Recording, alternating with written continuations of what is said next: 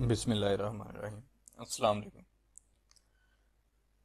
आज के object oriented programming के लेक्चर के अंदर हम लोग ऑपरेटर ओवरलोडिंग और फ्रेंड फंक्शंस के ऊपर डिस्कशन करने जा रहे हैं जी कि बेसिकली ऑपरेटर ओवरलोडिंग क्या होता है, किस पर्पस के लिए यूज़ कर सकते हैं हम इन्हें, और सिमिलरली फ्रेंड फंक्शंस क्या होते हैं, उसे हम किससे यूज़ करते हैं अपने ऑब्जेक्ट ओरिएंटेड क्लासेस के अंदर।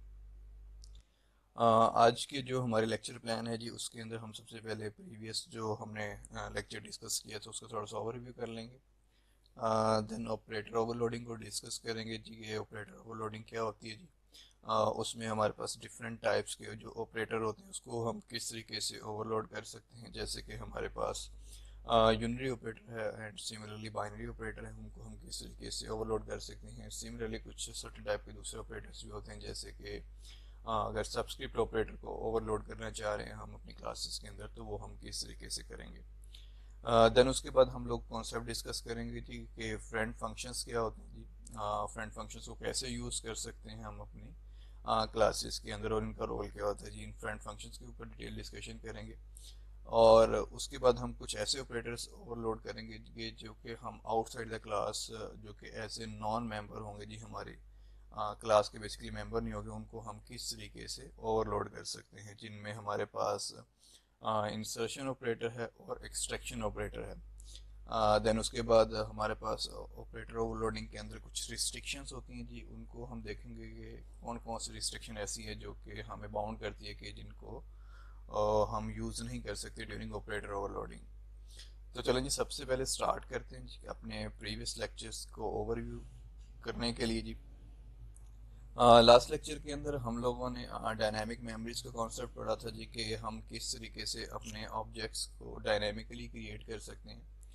और जब हम अपने ऑब्जेक्ट्स को डायनामिकली क्रिएट करते हैं तो उसके लिए हमें पॉइंटर्स रिक्वायर होते हैं। देन जब हमारे पॉइंटर्स हमारी डायनामिक मेमोरी को पॉइंट कर रहे होते हैं तो हम पॉइंटर्स के थ्रू किस तरीके से अपनी मेमोरी को एक्सेस कर सकते हैं। उसमें हमने डिफरेंट नोटेशंस देखी थी कि जिसके थ्रू हम अपने पॉइंटर्स के थ्रू, जो मेमोरी पॉइंट कर रहा था पॉइंटर, उसके थ्रू जब हम अपने ऑब्जेक्ट को एक्सेस करने की कोशिश करते हैं या उसके डाटा मेम्बर्स को एक्सेस करने की कोशिश करते हैं, तो उसके अंदर हमने तीन डिफरेंट नोटेशंस देखी थी। जो सबसे कन्वीनियंट है और जो कि मोरली कन्वेंशनली यूज़ होती है, उसके अंदर एरो ऑपरेटर्स देखा था। उसके अलावा हम लोगों ने अगर फोर्सफुली कहीं पे डॉट ऑपरेटर यूज़ करना है, हम चाहते हैं जी कि हमने डॉट ऑपरेटर के थ्रू ही अपने डायनेमिक ऑब्जेक्ट के एट्रीब्यूट्स को एक्सेस करना है, तो हम लोगों ने डॉट ऑपरेटर के थ्रू भी उसको एक्सेस करके देखा था। उसमें हम कर ये रहे थे जी कि अपने जो पॉइंटर है उसको पहले डी रेफरेंस कर रहे थे और मेक श्योर कर रहे थे कि जो डी रेफरेंस वाला पार्ट है उसकी प्रायोरिटी इंक्रीज की जाए बाय यूजिंग पैरेंथेसिस,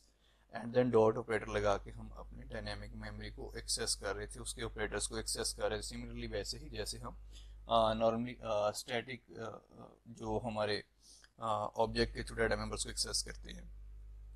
देन इसके अलावा हमने लास्ट एक नोटेशन देखी थी कि जिसके थ्रू हम लोग बिल्कुल वैसे ही बिहेव करवा रहे होते हैं अपनी डायनामिक मेमोरी को जैसे कि हम लोग कहीं पे कोई स्टैटिक ऑब्जेक्ट क्रिएट करते हैं।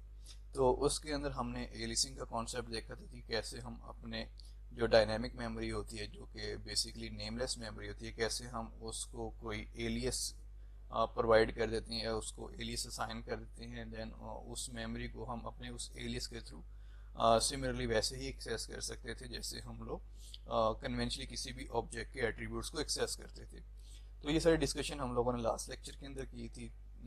आज के लेक्चर में हम लोग जो चीज़ें डिस्कस करने जा रहे हैं उसमें हम ऑपरेटर ओवरलोडिंग और फ्रेंड फंक्शंस के ऊपर फोकस कर रहे हैं जी। सबसे पहले अगर बात की जाए ऑपरेटर ओवरलोडिंग की कि ऑपरेटर ओवरलोडिंग होती क्या है। ऑपरेटर ओवरलोडिंग को स्टार्ट करने से पहले, चूंकि हम लोग प्रीवियसली फंक्शन ओवरलोडिंग पढ़ चुके हैं, फंक्शन ओवरलोडिंग देख चुके हैं, और हमें पता है कि जब हम लोग फंक्शन ओवरलोडिंग की बात करते हैं या फंक्शन ओवरलोड जब हम कर रहे थे, तो उसके अंदर हमने देखा था जी कि हम सेम नाम के मल्टीपल फंक्शंस डिफाइन कर सकते हैं। सिमिलरली वैसे ही जैसे फॉर एग्जांपल हम लोगों ने अपने जब कंस्ट्रक्टर डिफाइन करते थे, मल्टीपल कंस्ट्रक्टर डिफाइन करते थे, बिल्कुल वैसे ही हम अपने फंक्शन ओवरलोड कर रहे थे।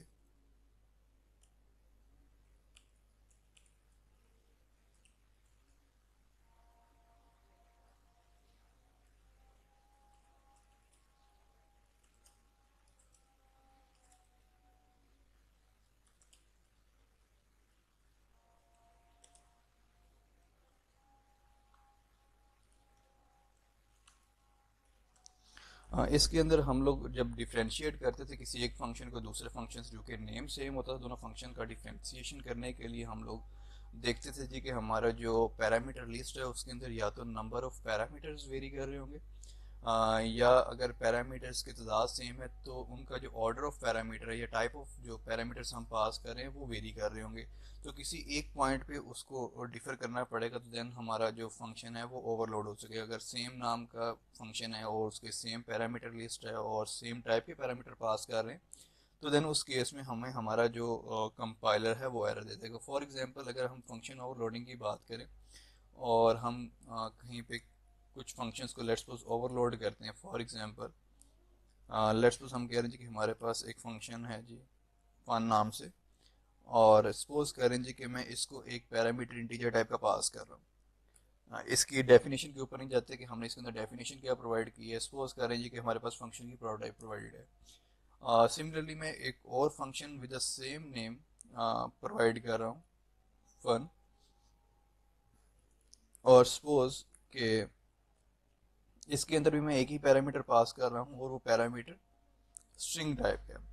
अब मुझे पता है कि लेट्स सपोज अगर मैंने किसी फंक्शन को कॉल करना है और फंक्शन को कॉल करते वक्त अगर मैं पैरामीटर इंटीजर टाइप का पास करूंगा तो मेरा फंक्शन वो वाला कॉल होगा कि जिसके अंदर इंटीजर एट्रीब्यूट वो रिसीव कर रहा है। और अगर मैं फंक्शन कॉल कर रहा हूँ फन नाम से और उसके अंदर स्ट्रिंग पास कर रहा हूँ तो उस केस के अंदर मेरा वो वाला फंक्शन कॉल होगा जो कि स्ट्रिंग रिसीव कर रहा है। सिमिलरली अगर मैं कह रहा हूँ जी कि मैंने एक और फंक्शन ओवरलोड करना है सेम नाम का, सपोज इसको मैं दो पैरामीटर पास करता हूँ, लेट्स सपोज। तो इस केस में जब मैं दो पैरामीटर पास करूंगा जिसके अंदर फर्स्ट पैरामीटर इंटीजर होगा, सेकंड पैरामीटर फ्लोट होगा, तो उस केस में मेरा ये फन, ये जो थर्ड डेफिनेशन के अंदर हमने प्रोवाइड किया है इसको वो एग्जीक्यूट कर देगा हमारा कंपाइलर। बट अगर मैं सेम नाम के सेम पैरामीटर के साथ एक और फंक्शन क्रिएट करता हूँ तो इन दैट केस सपोज हम एक और फंक्शन क्रिएट करें जिसकी प्रोटाइप बिल्कुल सेम है और एग्जिस्टिंग फंक्शन की प्रोटाइप भी वैसी ही है, तो सपोज इस केस में अब हमारा फंक्शन हमारा कंपाइलर एरर प्रोड्यूस कर देगा कि ये बेसिकली रीडेफिनेशन हो रही है। तो इस केस में हमें किसी एक फंक्शन की डेफिनेशन को रिमूव करना पड़ेगा।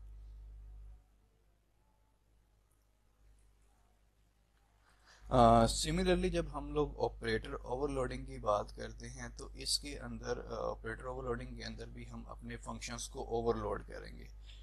बट अब हम जिन फंक्शंस को ओवरलोड करेंगे वो नॉर्मल फंक्शंस नहीं होंगे, वो बेसिकली हमारे एग्जिस्टिंग ऑपरेटर्स हैं जिनको हम लोग यूज़ करते आ रहे हैं अपनी प्रिमिटिव डेटा टाइप्स के लिए।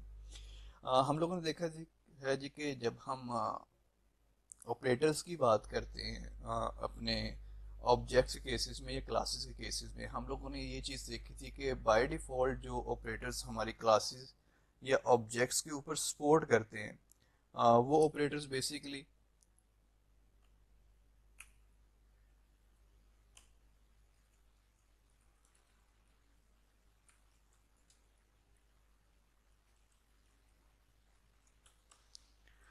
उसके अंदर जो डिफ़ॉल्ट ऑपरेटर्स हैं जी जो हमारे ऑब्जेक्ट सपोर्ट करता है जी, उसके अंदर हमारे पास असाइनमेंट ऑपरेटर है,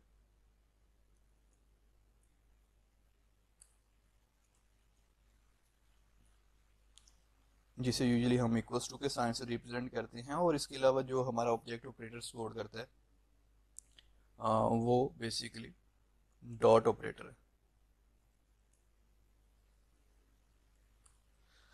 जिसे हम किसी ऑब्जेक्ट के किसी स्पेसिफिक मेंबर को अगर एक्सेस करना हो उसको एक्सेस करने के लिए हम डॉट ऑपरेटर यूज़ करते हैं। ये दो ही ऑपरेटर हैं जो कि लैंग्वेज आपको सपोर्ट करती है फॉर ऑब्जेक्ट्स के ऑब्जेक्ट्स अगर आपने ऑपरेट करवाने इन ऑपरेटर्स के थ्रू आप अपने ऑब्जेक्ट्स के ऑपरेशंस परफॉर्म कर सकते हैं।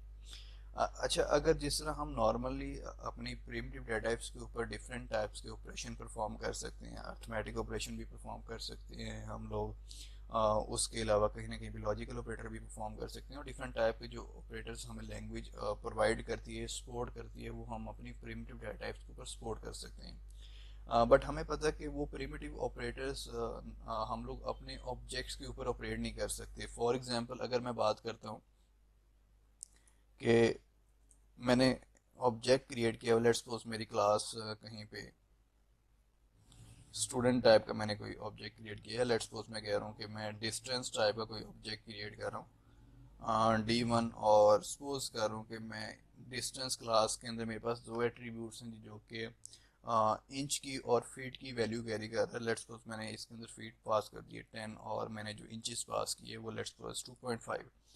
और सिमिलरली मैं डिस्टेंस क्लास का एक और ऑब्जेक्ट क्रिएट कर रहा हूँ जिसे हम D2 कह रहे हैं। एंड सिमिलरली मैं कह रहा हूँ जी कि इसको जो मैं पैरामीटर्स पास कर रहा हूँ, लेट्स सपोज 20 फीट की वैल्यू है एंड 3.9 लेट्स सपोज इंचेस की वैल्यू। अब हमें पता है कि लेट्स सपोज अगर मैं डिस्टेंस के ऊपर कुछ सर्टेन ऑपरेशन परफॉर्म करना चाह रहा हूँ, D3 is equals to D2 plus D1। अगर मैं चाह रहा हूँ कि मैंने दो डिस्टेंसेस को ऐड करना है, तो नॉर्मली मैं प्लस के ऑपरेटर को यूज़ करके अगर करना चाहूँ, तो हमें पता है जी कि हमें लैंग्वेज अलाउ नहीं करती कि आप प्लस के ऑपरेटर को बाय डिफ़ॉल्ट यूज़ कर सकें या ऑपरेट करवा सकें अपने ऑब्जेक्ट्स के ऊपर। अगर हमने यही सेम काम अगर अपनी प्रिमिटिव डेटा टाइप्स के ऊपर करना हो, कि जैसे हम कहते हैं जी int I is equals to let's suppose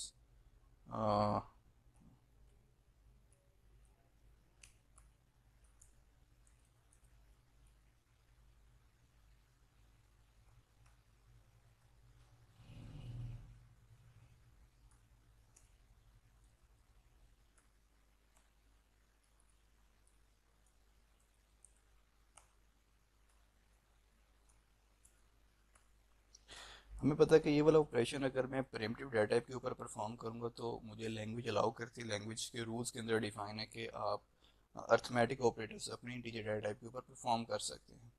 but मुझे पता है कि ये वाली ऑपरेटर्स की रिस्ट्रिक्शन है, या बाय डिफ़ॉल्ट आपको लैंग्वेज इन ऑपरेटर्स को अलाउ नहीं करती कि आप अपने ऑब्जेक्ट्स के ऊपर इनको कहीं ना कहीं पे ऑपरेट करवा सकें।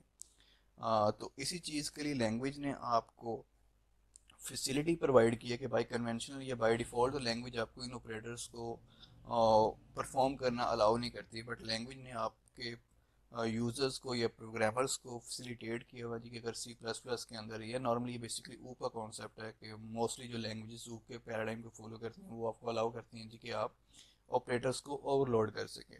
तो लैंग्वेज ने प्रोग्रामर को फैसिलिटेट किया हुआ है जी कि अगर वो इन ऑपरेटर्स को अपनी स्पेसिफिकेशन के अकॉर्डिंगली ओवरलोड करना चाहता है, तो प्रोग्रामर के पास फैसिलिटी है जी कि वो इन ऑपरेटर्स को ओवरलोड कर सके। एंड देन ओवरलोड करने के बाद जब हम लोग ये वाला ऑपरेशन परफॉर्म करेंगे कुछ इस फॉर्म के अंदर, तो हमारे जो ऑपरेटर है वो ये अलाउ करेगा कि हम इस तरह के ऑपरेशंस डायरेक्टली हम अपने ऑब्जेक्ट्स के ऊपर परफॉर्म कर सकते हैं। तो ये बेसिकली पर्पस होता है जी ऑपरेटर ओवरलोडिंग का, कि जिसके अंदर हमारे पास जो बिल्ट इन ऑपरेटर्स हैं वो हम लोग परफॉर्म करवा सकते हैं जी हमारी जो ऑब्जेक्ट्स है उनके ऊपर। So basically operator overloading is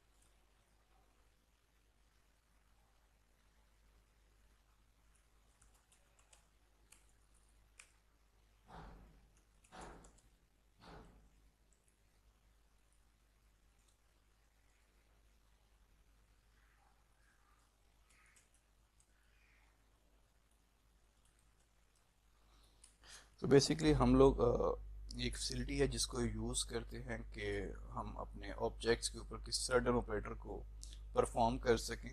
और बेसिकली उसकी जो जस्टिफिकेशन होगी या जो उसकी बैक एंड पे एग्जीक्यूशन हो रही होगी, वो जो आपका प्रोग्रामर आपकी स्पेसिफिकेशन प्रोवाइड करेगा किसी सर्टेन ऑपरेटर को ओवरलोड करने के पर्सपेक्टिव से, वो उसके अकॉर्डिंगली बिहेव करेगा।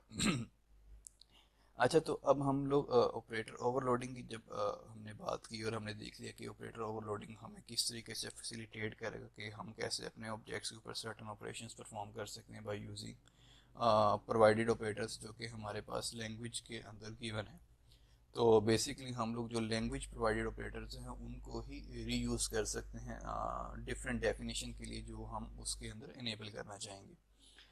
अब हमारे पास हमें पता है कि लैंग्वेज के अंदर डिफरेंट टाइप्स के ऑपरेटर्स अवेलेबल होते हैं जिसके अंदर हमारे पास यूनरी ऑपरेटर भी आ जाते हैं, जिसके अंदर हमारे पास बाइनरी ऑपरेटर भी आ जाते हैं और टर्नरी ऑपरेटर्स भी आ जाते हैं। तो सबसे पहले बात करते हैं कि लेट्स सपोज अगर मैंने किसी यूनरी ऑपरेटर को ओवरलोड करना है, क्योंकि हमें पता है कि यूनरी ऑपरेटर हमारे पास जो अवेलेबल है आ, वो माइनस माइनस, जैसे हम एज ए प्रीफिक्स और पोस्टफिक्स के लिए यूज़ कर सकते हैं, इंक्रीमेंट और डिक्रीमेंट के लिए। और इसके अलावा हमारे पास नॉर्मली प्री इंक्रीमेंट और पोस्ट इंक्रीमेंट ऑपरेटर अवेलेबल है।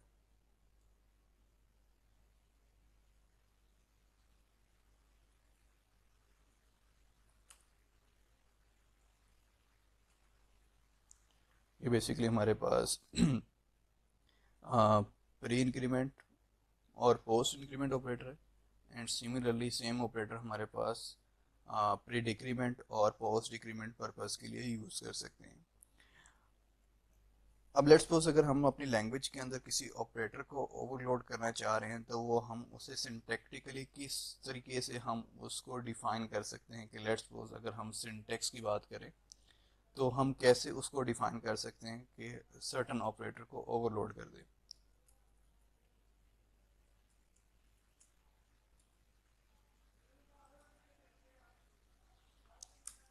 हम देखने जा रहे थे कि हम अपने ऑपरेटर को किस तरीके से ओवरलोड कर सकते हैं, उसके सिंटैक्स विजुलाइज करने जा रहे हैं। फॉर एग्जांपल अगर मैं प्री इंक्रीमेंट वाले ऑपरेटर की ओवरलोडिंग की बात करता हूं, तो नॉर्मली जब भी हम यूनिट ऑपरेटर की ओवरलोडिंग की बात करेंगे तो सबसे पहले हमारे पास रिटर्न टाइप, जैसे नॉर्मली हम फंक्शन डिफाइन करते हैं, बेसिकली ये भी फंक्शन ही है जो कि ओवरलोडिंग के पर्पज़ के लिए हम यूज़ करेंगे। सबसे पहले रिटर्न टाइप आ जाएगी, देन उसके बाद कीवर्ड, कीवर्ड ऑपरेटर है जी। ऑपरेटर बेसिकली एक कीवर्ड है, जिस तरीके से हमारे पास बाकी डिफरेंट कीवर्ड्स हैं, इफ़, एल्स, फॉर, इस तरह के जो कीवर्ड्स हैं, सिमिलरली ऑपरेटर भी अब हमारे पास लैंग्वेज प्रोवाइडेड एक कीवर्ड है। ऑपरेटर के बाद हम वो ऑपरेटर लिखेंगे कि जिसको हमने ओवरलोड करना है। फॉर एग्जांपल अगर मैं प्लस प्लस वाले ऑपरेटर को ओवरलोड करना चाह रहा हूँ तो उस केस में मैं प्लस प्लस लिखूंगा, या मैं ऑपरेटर के बाद किसी भी, अगर किसी सर्टेन ऑपरेटर को मैंने ओवरलोड करना है, मैं हैश से डिनोट कर रहा हूँ। हैश मेरा यहाँ पे डिफाइन कर रहा है कि यहाँ पे लेट्स सपोज कोई भी यूनरी ऑपरेटर आ सकता है और लेट्स सपोज कोई भी बाइनरी ऑपरेटर आ सकता है। तो हैश डिफाइन कर रहा है हमारे किसी भी जनरल ऑपरेटर को। देन उसके बाद अगर तो हमारा जो ऑपरेटर है जी, अगर वो बाइनरी ऑपरेटर है तो बाइनरी ऑपरेटर के केस के अंदर हम लोगों को इसके अंदर एक आर्गुमेंट पास करना पड़ेगा। अगर यूनरी ऑपरेटर है तो उस सर्टन केस के अंदर इसमें कोई आर्गुमेंट पास नहीं करना। तो ये बेसिकली प्रोटोटाइप है हमारे पास जब हम बात करते हैं कि अगर हमने ऑपरेटर ओवरलोड करना है, यूनरी ऑपरेटर को ओवरलोड करना है। यहाँ पे हम यहाँ पे डिफाइन कर देते हैं।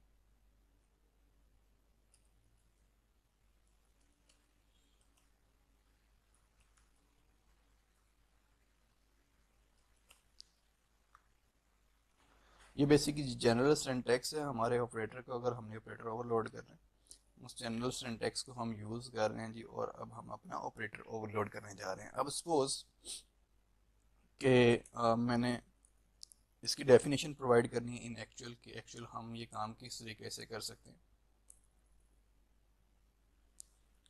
कि हम लोग अपना प्री इंक्रीमेंट वाला ऑपरेटर ओवरलोड करने जा रहे हैं, तो वो अब हम कैसे परफॉर्म करेंगे। फॉर एग्जांपल हम कह रहे हैं जी कि हमारे इस सर्टन केस के अंदर रिटर्न टाइप वॉइड है,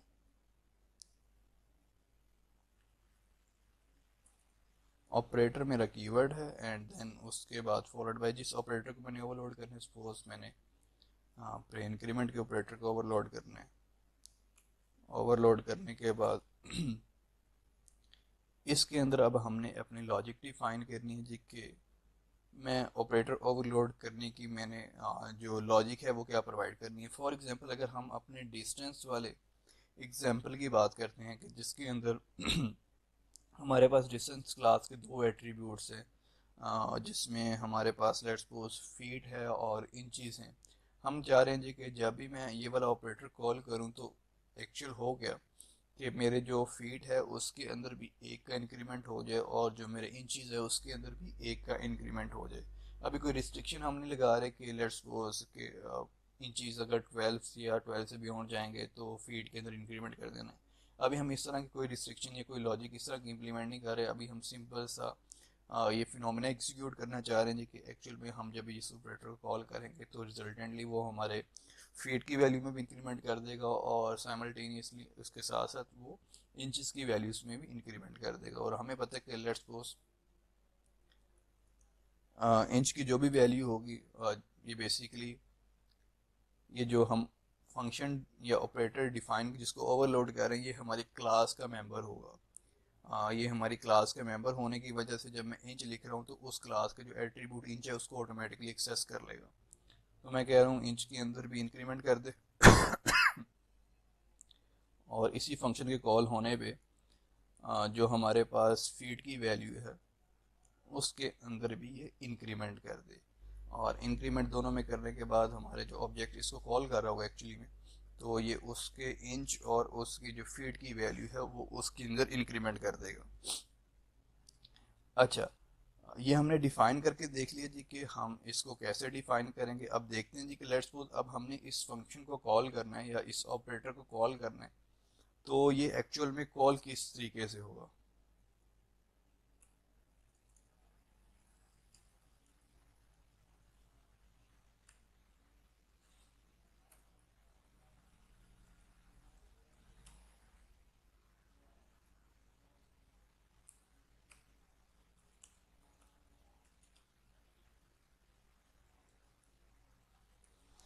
अच्छा, जब हम बात कर रहे हैं जी कि अब हमने लेट्स सपोज अपने मेन के अंदर आके मेन मेथड के अंदर आके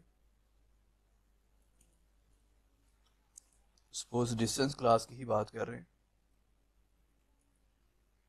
मेन मेथड के अंदर आके डिस्टेंस क्लास का एक ऑब्जेक्ट लेट्स सपोज D1 जिसको हमने इनिशियली वैल्यू प्रोवाइड की है। लेट्स सपोज फीट की वैल्यू 10 है और सपोज कर रहे हैं सॉरी फीट की वैल्यू 10 है जी और इंचेस की वैल्यू 2.3 है। अब मैं कॉल करना चाह रहा हूँ जी प्री इंक्रीमेंट वाले ऑपरेटर को, जिससे हमें पता है कि प्री इंक्रीमेंट का इफेक्ट क्या होता है कि जब हम इस ऑपरेटर को कॉल करते हैं तो ये वैल्यू के अंदर एक का इंक्रीमेंट कर देता है। अब जिस तरह यूजली हम किसी फंक्शन को कॉल करते हैं तो फंक्शन को कॉल करने के लिए उसका नेम लिखते हैं तो जो कंट्रोल है वो उस फंक्शन के ऊपर चला जाता है कि जिसको कॉल की होती है। But in case of operator simply आपने चूंकि ये इंक्रीमेंट ऑपरेटर है इस ऑब्जेक्ट के ऊपर इस ऑब्जेक्ट के साथ सिंपली आपने उस ऑपरेटर को ऑपरेट करवाना है। तो सिंपली ये करेगा क्या कि आपके जो ऑब्जेक्ट है उसके अंदर जो भी वैल्यू आपने रखवाई है उसके अंदर इंक्रीमेंट का ऑपरेशन परफॉर्म कर देगा। अब ये काम करने से बेसिकली ये आपके इस प्लस प्लस वाले ऑपरेटर जिसको आपने ओवरलोड किया इस फंक्शन को कॉल जाएगी और इस फंक्शन की कॉलिंग पे जो भी आपने उसके अंदर लॉजिक इंप्लीमेंट की है उस लॉजिक के अकॉर्डिंगली आपका डाटा मैन्युपुलेट हो जाएगा। सपोज इसके बाद अगर मैं अपने डिस्टेंस के ऑब्जेक्ट के थ्रू अगर डिस्प्ले का फंक्शन कॉल करता हूँ तो मेरे पास जो डाटा आएगा फीट का और इंचेस का वो बेसिकली अभी अपडेटेड डाटा आपको डिस्प्ले होगा। चलें जी, इस फंक्शन को अभी हम रन करके देखते हैं अपने पास कंपाइलर पे और ट्राई करते हैं जी जो चीज़ अभी हमने सीखी है यहाँ पे वो कैसे बिहेव कर रही है। तो जी इसके अंदर हमारे पास एक बिल्ट इन क्लास हमने जो लास्ट टाइम यूज़ की थी उसी को रीयूज़ कर रहे हैं। उसकी डेफिनेशन मैं आपको दिखा देता हूँ जी, ताकि हमें कोड रीराइट ना करना पड़े। हमारे पास डिस्टेंस की क्लास है having two attributes feet and inches respective integer and floating data type. उसके बाद हमारे पास डिफ़ॉल्ट पैरामीटराइज कंस्ट्रक्टर है जिसको डिफ़ॉल्ट वैल्यू ज़ीरो असाइन की है, और अगर कोई पैरामीटराइज वैल्यू आती है तो जो पैरामीटर्स आपने असाइन किए हैं वो रिस्पेक्टिवली आपके फीट और इंचेस को असाइन हो रहे हैं। Then we have copy constructor. हमने अपना कॉपी कंस्ट्रक्टर खुद से भी लिखा हुआ है जी, और इसके अंदर जो भी वैल्यू आ रही है पास्ट ऑब्जेक्ट की वो मेंबर बाय मेंबर कॉपी करवा रहे हैं कॉलिंग ऑब्जेक्ट के एट्रीब्यूट्स के अंदर। डिस्ट्रक्टर हमने डिफाइन किया था जी, इसको अभी यूज़ नहीं कर रहे तो इसमें डेफिनेशन रिमूव कर दी है।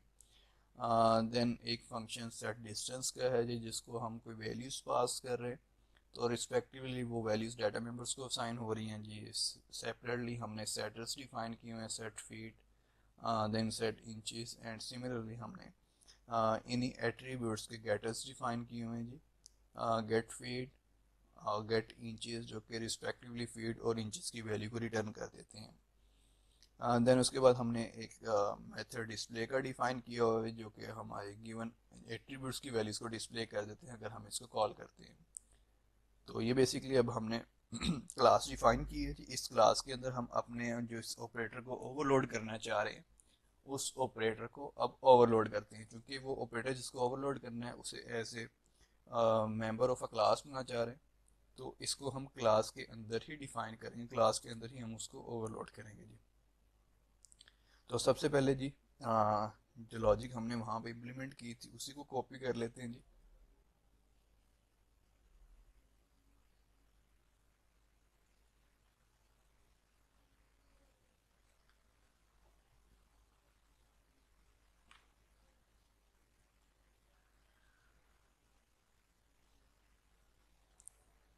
जी प्लस प्लस वाला ऑपरेटर हम ओवरलोड करना चाह रहे हैं। इसके अलावा जी ऑपरेटर ओवरलोड करने के बाद हम लोग चूँकि इसको कॉल करना चाह रहे हैं जी, तो इसको कॉल करते हैं जी कि हम रिस्पेक्टिवली इसको कैसे कॉल करेंगे कि एट द एंड जाके जो हम एक्सपेक्ट कर रहे थे वो चीज़ ये परफॉर्म करना शुरू कर दे।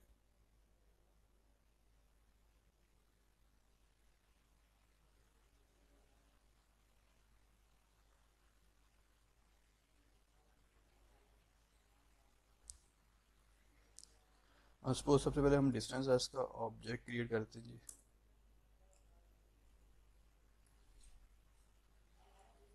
और इसको कोई वैल्यूज पास करते हैं। लेट्स सपोज 5,3.5, और पहले चला के देख लेते हैं जी कि डिस्टेंस की वैल्यू सही डिस्प्ले कर रहा है कि नहीं कर रहा।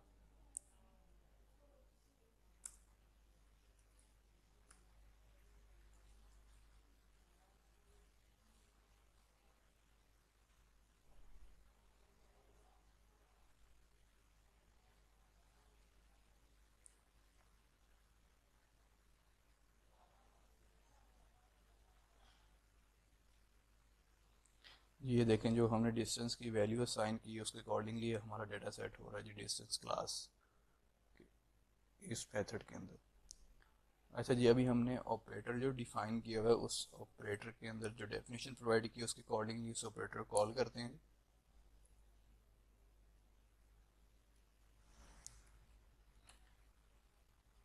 और देखते हैं जी ऑपरेटर कॉल होने के बाद लेट्स सपोज दोबारा अगर हम d1 डॉट डिस्प्ले कॉल करते हैं तो क्या हमारा मेथड सक्सेसफुली जैसे हम एक्सपेक्ट कर रहे थे वैसे ये बिहेव कर रहा है या नहीं कर रहा। अगर इसके अंदर एरर नहीं है तो ये कंपाइल हो जाएगा जी होपफुली। जी होपफुली हमने जो कोड लिखा है वो सक्सेसफुली एग्जीक्यूट हो गया जी। चूँकि d1 के ऊपर जब हमने इंक्रीमेंट का ऑपरेटर ओवरलोड कर लिया हुआ है तो जब हमने ये लाइन एग्जीक्यूट की है तो इसके अकॉर्डिंगली हमारा ये वाला फंक्शन कॉल हिट हुई है, और इस फंक्शन कॉल के हिट होने पे हमने इसके अंदर जो भी डेफिनेशंस प्रोवाइड की हैं उस डेफिनेशन के अकॉर्डिंगली वो फंक्शन एग्जीक्यूट हुआ है। और चूँकि हमने इसके अंदर अपने इंच और फीट की वैल्यू के अंदर एक का इंक्रीमेंट किया था। इंक्रीमेंट करने की वजह से जब हमने अपने D1 के डाटा को दोबारा डिस्प्ले किया तो उसके अंदर हमारे पास अब अपडेटेड वैल्यू नज़र आ रही है। जैसे कि यहाँ पे जो इनिशियल वैल्यू फीट की 5 थी वो 1 इंक्रीमेंट होने के बाद 6 हो गई है, और जो हमारे पास इंच की वैल्यू 3.5 थी उसके अंदर 1 का इंक्रीमेंट करने के बाद वो 4.5 रिस्पेक्टिवली हो गई है। तो इस तरीके से हम अपने यूनिरी ऑपरेटर को ऑपरेट करने में ओवरलोड करने में सक्सेसफुल हो चुके हैं। फॉर एग्जांपल अगर हम चाह रहे हैं जी कि इस डाटा को इंक्रीमेंट करने के बाद अगर मैंने इसकी वैल्यू को असाइन करना है किसी और ऑब्जेक्ट के अंदर तो हमें करना क्या पड़ेगा कि लेट्स सपोज मैं कह रहा हूँ कि डिस्टेंस अगर मैं D2 लिखूं और D2 लिखने के बाद इस equals to this plus plus D1 करूं, तो मैं चाह रहा हूं कि अब ये जो प्लस प्लस करने के बाद जो वैल्यूज़ मेरे पास अपडेटेड आई हैं वो वाली वैल्यूज़ मेरे D2 वाले ऑब्जेक्ट को असाइन हो जाएं। सिमिलरली वैसे ही जैसे कि लेट्स सपोज अगर हम कहते हैं जी कि मेरे पास इंट आई के अंदर लेट्स सपोज 5 पड़ा हुआ है और मैं चाह रहा हूँ जी कि int J is equals to plus plus I. तो अब हमें पता है जी कि इस केस में प्लस प्लस आई होने के बाद जो वैल्यू आ रही है वो वैल्यू हम असाइन कर सकते हैं उसी टाइप के डाटा कंटेन करने वाले वेरिएबल को। बट इस केस में अब यहाँ पे चूंकि जो वैल्यूज ये अपडेट कर रहा है वो असाइन नहीं कर रहा। असाइन करने के लिए डेफिनेटली मुझे इस फंक्शन से इसी टाइप का एक ऑब्जेक्ट रिटर्न करना पड़ेगा। जब ऑब्जेक्ट रिटर्न होगा तो देन उस ऑब्जेक्ट की वैल्यूज कॉपी हो सकती हैं अपने लेफ्ट हैंड साइड वाले जो ऑब्जेक्ट है उसी टाइप का। तो सिंपली अगर हमने इसको मॉडिफाई करना है तो मैं चाह रहा हूँ जी कि ये डिस्टेंस क्लास के अंदर हमने क्रिएट किया हुआ जो डिस्टेंस टाइप का एक ऑब्जेक्ट रिटर्न करेगा।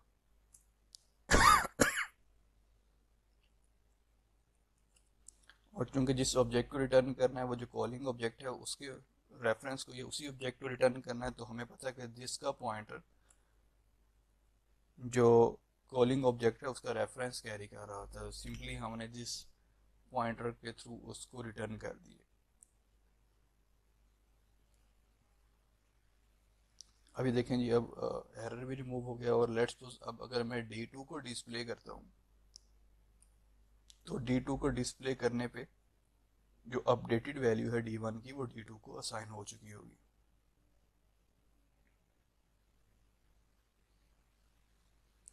जी ये देखें अब बेसिकली डिस्टेंस जो सेकंड डिस्प्ले की है वो D2 को डिस्प्ले की और D2 के अंदर अपडेटेड वैल्यू इंक्रीमेंट होने के बाद जो आई है वो असाइन हो चुकी दूसरे ऑब्जेक्ट को। तो इस तरीके से अभी हमने सक्सेसफुली अपने यूनिटी ऑपरेटर को ओवरलोड कर लिया है। सिमिलरली अगर मैंने किसी दूसरे यूनिटी ऑपरेटर को ओवरलोड करना है, लेट्स सपोज मैंने डिक्रीमेंटल ऑपरेटर को ओवरलोड करना है, तो साइमल्टेनियसली डिक्रीमेंटल ऑपरेटर को ओवरलोड करने के लिए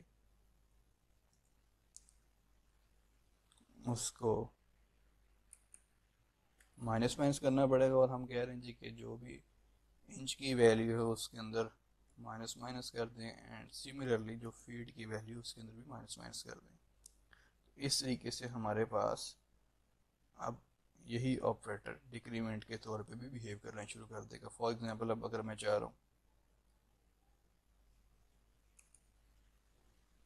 D1 की वैल्यू में डिक्रीमेंट करके D2 को असाइन करना, तो अब अगर हम इस फंक्शन को एग्जीक्यूट करते हैं तो होपफुली डिक्रीमेंटेड वैल्यू आपको नज़र आ रही होगी। तो देखें जी D2 वाले जो डिस्टेंस का ऑब्जेक्ट था उसके अंदर जो फीट की वैल्यू है उसके अंदर भी डिक्रीमेंट हो गया और जो इंचेस की वैल्यू है उसके अंदर भी डिक्रीमेंट हो गई। अच्छा एक यहाँ पे छोटी सी लॉजिक है, क्योंकि जब हम प्री इंक्रीमेंट या पोस्ट इंक्रीमेंट की बात करते हैं, प्री इंक्रीमेंट और पोस्ट इंक्रीमेंट के लिए ऑपरेटर दोनों के लिए प्लस प्लस ही यूज़ होते हैं। बट अब इस चीज़ को डिफ्रेंशिएट करने के लिए कि ये प्री इंक्रीमेंट का ऑपरेटर चले कि पोस्ट इंक्रीमेंट का ऑपरेटर चले, तो उसके लिए फिर हमें अपने फंक्शन को डिफ्रेंशिएट करने के लिए ऑल्दो कि लॉजिक चेंज करनी पड़ेगी तो कि फंक्शन की रीडेफिनेशन ना हो, तो सिंपली अगर मैंने इसे as a post increment behave करवाना है तो मुझे इसके अंदर एक आर्गुमेंट पास करना पड़ेगा। आर्गुमेंट सिर्फ और सिर्फ इस कंपाइलर को इंडिकेट करने के लिए कि किस ऑपरेटर को ऑपरेट करना है। ये आर्गुमेंट बेसिकली इस वजह से नहीं कि मैंने कोई पैरामीटर पास करना चाह रहा हूँ। अब कंपाइलर आइडेंटिफाई करेगा जी कि लेट्स सपोज कि अब अगर यूज़र कॉल कर रहा है तो इसके अंदर ये प्री इंक्रीमेंट ऑपरेटर को कॉल करके चलाना है, मैंने ये जो पोस्ट इंक्रीमेंट वाला ऑपरेटर है उसको कॉल करके चलवाना है। सपोज कि अगर हम इसके अंदर मैसेज प्रिंट कर दें ताकि हमें आइडिया हो जाए कि प्री इंक्रीमेंट हुआ या पोस्ट इंक्रीमेंट हुआ। लेट्स सपोज हम कह रहे हैं कि जी ये प्री वाला ऑपरेटर है कि मैसेज प्रिंट करेगा जी कि प्री इंक्रीमेंट,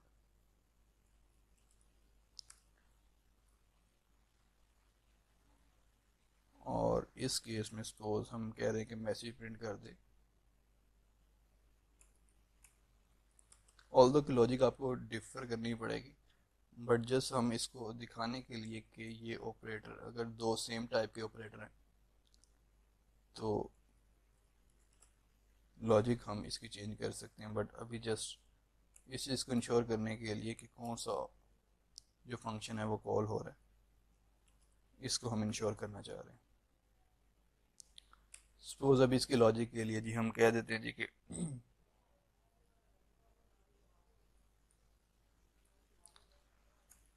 ऑल्दो कि हमें पता है कि जब हम पोस्ट इंक्रीमेंट की बात करते हैं तो उसमें वैल्यूज़ बाद में अपडेट होती हैं और जो रिज़ल्ट है वो पहले रिटर्न हो जाता है।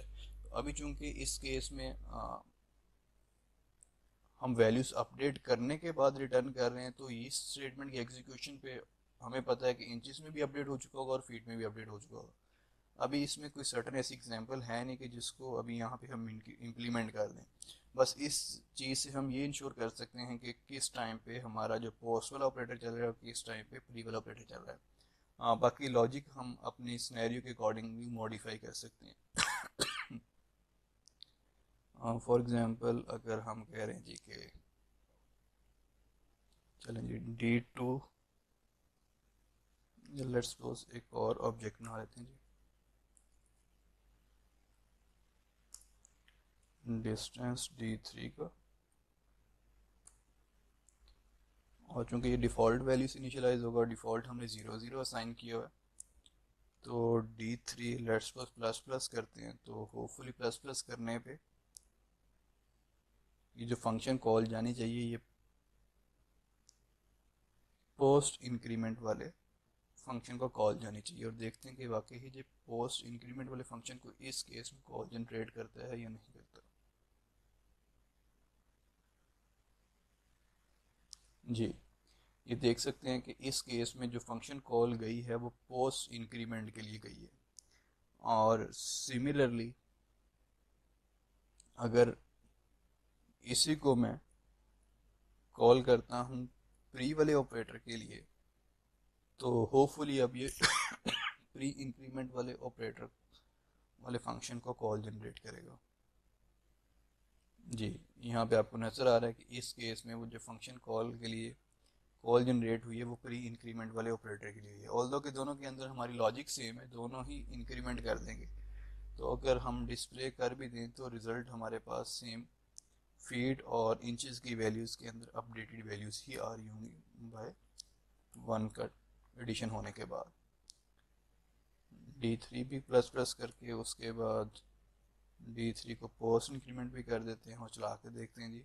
अब चूंकि यहाँ से भी इंक्रीमेंट हो चुका होगा और यहाँ से भी इंक्रीमेंट हो चुका होगा तो इस तरीके से जो भी इनिशियल वैल्यू थी D3 की जो कि इनिशियली 0 थी, अब वो 2 वैल्यूज़ के साथ होपफुली रिजल्ट डिस्प्ले करेगा। जी, यहाँ पे आप देख सकते हैं कि D3 की वैल्यूज़ 2 आ रही है और उसमें फीट की वैल्यू और इंचेस की वैल्यू 2 आ रही है, जो कि एक दफ़ा प्री इंक्रीमेंट के थ्रू इंक्रीमेंट हो गया एंड देन पोस्ट इंक्रीमेंट के थ्रू उनके अंदर इंक्रीमेंट हो गया। तो इस तरीके से हम डिफ्रेंशिएट कर सकते हैं कि पोस्ट इंक्रीमेंट वाला ऑपरेटर ऑपरेट हो या प्री इंक्रीमेंट वाला ऑपरेटर ऑपरेट हो। नेक्स्ट ये अब हम देखने जा रहे हैं कि लेट्स सपोज यूनिटी ऑपरेटर्स के केस में देख लिया कि यूनिटी ऑपरेटर के केस में किस तरीके से हम लोग ऑपरेटर को ओवरलोड कर सकते हैं और कैसे उसको कॉल जनरेट करते हैं।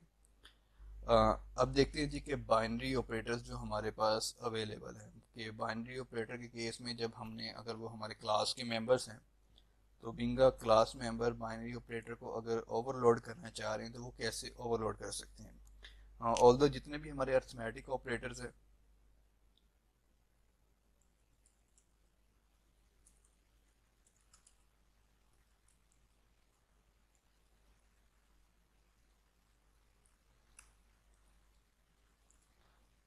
बाइनरी ऑपरेटर बेसिकली ऐसे ऑपरेटर जिनको परफॉर्म करने के लिए दो ऑपरेंड्स रिक्वायर्ड होते हैं। तो इनमें अरिथमेटिक ऑपरेटर आ जाते हैं जैसे कि हमारे पास प्लस माइनस मल्टीप्लाई और डिवाइड मॉडुलस एक्सेट्रा। और इसके अलावा हमारे पास रिलेशनल ऑपरेटर आ जाते हैं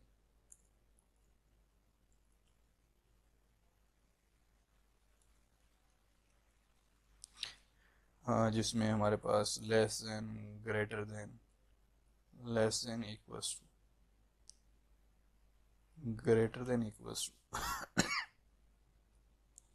not equals to all comparison operator. और सिमिलरली जो हमारे पास लॉजिकल ऑपरेटर्स होते हैं वो भी हमारे पास ये वो मेजर क्लासेस हैं जो कि बाइनरी ऑपरेटर की होती हैं।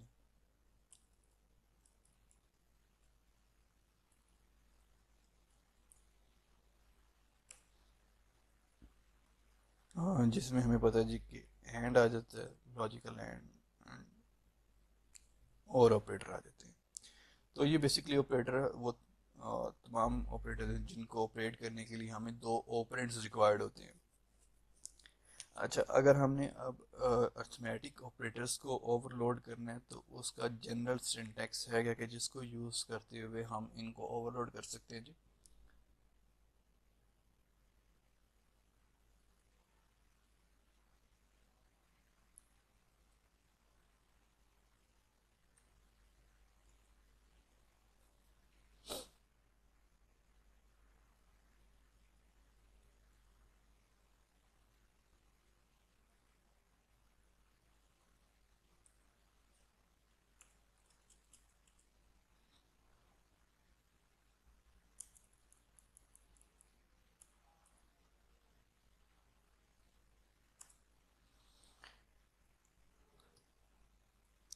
अच्छा जी, चूंकि हमारे जो बाइनरी ऑपरेटर्स हैं उनको ओवरलोड करने के लिए हमें दो ऑपरेंड्स रिक्वायर्ड हैं। तो एक ऑपरेंड तो बेसिकली जो कॉलिंग ऑब्जेक्ट है उसके एट्रीब्यूट्स को यूज़ करते हुए फर्स्ट ऑपरेंड तो वो बन जाएगा। बट सेकंड ऑपरेंड कहाँ से आएगा? सेकंड ऑपरेंड को हमें एज ए पैरामीटर पास करना ही पड़ेगा एज ए फंक्शन के पैरामीटर के तौर पे। फॉर एग्जांपल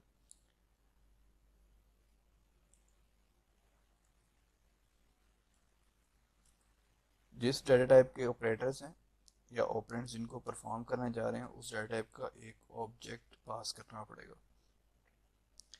तो हैश यहाँ पे डिनोट कर रहा है कि बेसिकली ये कोई भी जो हमारे पास बाइनरी ऑपरेटर है वो यहाँ पे आ सकता है। और देन जिस क्लास टाइप के जो हमारे पास डाटा टाइप है या जो क्लास है उस टाइप का हमारे पास एक ऑब्जेक्ट पास करना पड़ेगा जो कि एज ए सेकंड ऑपरेंड के तौर पे काम कर रहा है। बेसिकली ये कैसे बिहेव कर रहा होगा कि लेट्स सपोज जिस तरह हम कह रहे हैं कि अगर मैंने प्लस का ऑपरेटर ऑपरेट किया हुआ है तो अगर मैं कह रहा हूँ कि D1 + D2 तो इस केस के अंदर एक्चुअल में ये फंक्शन जब कॉल हो रहा होगा तो वो इसको किस तरीके से ट्रांसलेट कर रहा होगा आपका कंपाइलर। वो बेसिकली ऐसे ट्रांसलेट कर रहा होगा कि D1 डॉट लेट्स सपोज जैसे हम कह रहे हैं जी कि OP ऑपरेटर प्लस जिसको हम ऑपरेट कर रहे हैं और उस प्लस को ऑपरेट करते वक्त अगर हमने D2 ऑब्जेक्ट पास किया हुआ है तो बेसिकली जब हम D1 + D2 करेंगे तो D1 बेसिकली जो ऑपरेंड फर्स्ट ऑपरेंड होगा वो बेसिकली कॉलिंग ऑब्जेक्ट होगा और D2 जो है वो बेसिकली जो पैरामीटर के तौर पे ऑब्जेक्ट पास कर रहे हैं वो सेकंड ऑब्जेक्ट या सेकंड ऑपरेंड वो वाला होगा। तो जी इसको ओवरलोड करके देखते हैं जी कि प्लस का ऑपरेटर हम कैसे ओवरलोड कर सकते हैं जी। सिमिलरली वैसे ही कि लेट्स सपोज दो ऑब्जेक्ट्स को ऐड करने के बाद हम एक्सपेक्ट कर रहे हैं कि जो भी नया रिजल्ट होगा वो किसी नए ऑब्जेक्ट के अंदर सेव करेगा और उस ऑब्जेक्ट को हमने रिटर्न करना है। तो अगर डिस्टेंस क्लास की ही बात करेंगे जिसको अभी हम यहाँ पे यूज़ कर रहे हैं, तो मैं कह रहा हूँ कि distance as a return type आ गया मेरे पास। ऑपरेटर कीवर्ड, जिस ऑपरेटर को ओवरलोड करना है वो प्लस है। देन उसके बाद इसी क्लास टाइप का दूसरा ऑब्जेक्ट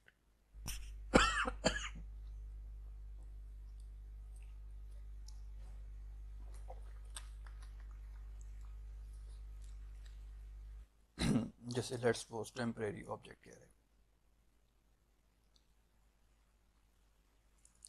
अब डेफिनेशन ये टोटली यूज़र के ऊपर है कि वो इसकी डेफिनेशन फंक्शन की कैसे प्रोवाइड करना चाहता है। हो सकता है कि जी कि लेट्स सपोज मैं कह रहा हूँ कि मैंने ऑपरेटर प्लस ओवरलोड करना है और डेफिनेशन के अंदर आके मैं जो लॉजिक इंप्लीमेंट कर रहा हूँ उसके अंदर जो मेरी वैल्यूज़ हैं उनको मैं माइनस माइनस करना शुरू कर दूँ। It's totally up to me कि मेरी अंडरस्टैंडिंग क्या है या मेरी स्पेसिफिकेशन क्या है कि जिसके अकॉर्डिंगली मैंने इसको ओवरलोड करना है। हम एक्सपेक्ट ये कर रहे हैं जी कि लेट्स सपोज अगर दो हमारे पास ऑब्जेक्ट्स के ऊपर अगर हम प्लस का ऑपरेशन परफॉर्म करना चाह रहे हैं तो हम मेंबर बाय मेंबर एडिशन कर रहे हैं, यानी कि ऑब्जेक्ट वन का जो फीड की वैल्यू है उसको ऐड करेंगे जी ऑब्जेक्ट टू के फीड की वैल्यू के अंदर, और जो रिजल्टेंट वैल्यू होगी वो जो हमारे पास थर्ड ऑब्जेक्ट है उसके फीड में कॉपी करवा देंगे। सिमिलरली जो ऑब्जेक्ट वन के इंचेस की वैल्यू है उसको ऐड करेंगे ऑब्जेक्ट टू के इंचेस की वैल्यू के अंदर, एंड देन जो रिजल्टेंट वैल्यू आ रही होगी उसको हम कॉपी करवा देंगे जो हमारा ऑब्जेक्ट थ्री है उसके इंचेस की वैल्यूज के अंदर। तो इस लॉजिक को हमने इम्प्लीमेंट करना है अपने इस पर्टिकुलर जो ऑपरेटर है उसको ओवरलोड करते वक्त। तो सपोज करें हमारे पास डिस्टेंस टाइप का एक नया ऑब्जेक्ट हम क्रिएट कर रहे हैं जिसे हम लेट्स सपोज टेम्प कह रहे हैं। हम कह रहे हैं जी कि टेम्प डॉट जो फीड है is equals to feet plus temporary object जो मैंने पास किया उसके फीड की वैल्यू को ऐड करूँ। Then similarly temp dot inch के अंदर मैं कॉपी करवाना चाह रहा हूँ इंच कॉलिंग ऑब्जेक्ट के जो एट्रीब्यूट है उसको, प्लस जो टेम्परेरी ऑब्जेक्ट इस फंक्शन में रिसीव हो रहा है उसके फीड की वैल्यू ऐड करेंगे।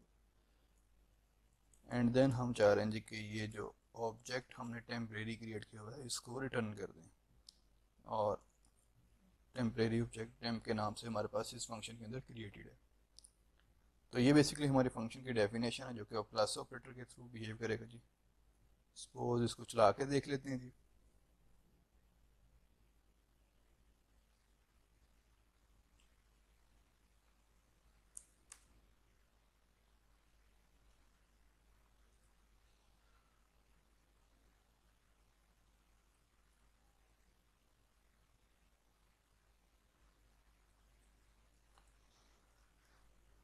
अच्छा जी सपोज ये अगर एग्जिस्टिंग पार्ट अगर हम कमेंट कर दें,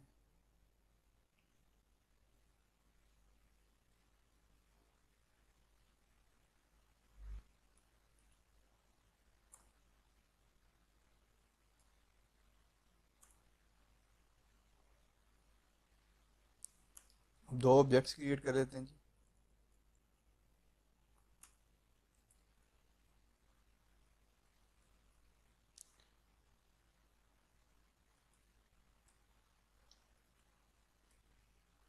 फर्स्ट ऑब्जेक्ट को रिस्पेक्टिव हमने फीट और इंचेस में 10 और 3.7 पास कर दिए, एंड सिमिलरली डिस्टेंस 2 को हम पास कर रहे हैं जी suppose 45 10.5।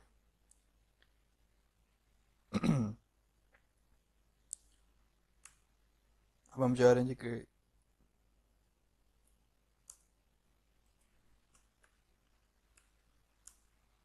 D3 is equals to D2 + D1, और लेट्स सपोज अगर हम D3 को डिस्प्ले करके देखते हैं तो होपफुली दोनों की एडिशन होने के बाद जो रिजल्टेंट वैल्यू है वो D3 में कॉपी हुई होगी, एंड देन उसके अकॉर्डिंगली ही ये रिजल्ट डिस्प्ले करेगी। अब जब हमने ये फंक्शन कॉल किया जी D2 + D3, अब प्लस वाला ऑपरेटर जो ओवरलोड हुआ उसके लिए उसको कॉल जाएगी। अब कॉलिंग बेसिकली कौन सा ऑब्जेक्ट है, कॉलिंग ऑब्जेक्ट D2 है, और जो इस केस में जो राइट हैंड साइड वाला हमारे पास ऑपरेंड है वो ऐसे पैरामीटर के तौर पे काम करेगा। तो D1 as a parameterise object pass होगा जी इस फंक्शन के अंदर, एंड देन जो भी रिजल्टेंट वैल्यूज हैं उसको हमने ऐड किया हुआ है और उसके बाद ऑब्जेक्ट रिटर्न किया, और इस पूरे फंक्शन के एग्जीक्यूशन के रिजल्ट में जो ऑब्जेक्ट रिटर्न हो रहा है उस ऑब्जेक्ट्स की वैल्यूज कॉपी हो जाएंगी D3 में, और हम एक्सपेक्ट कर रहे हैं जी कि D3 में वही वैल्यूज हैं जो हमने लॉजिक इंप्लीमेंट की है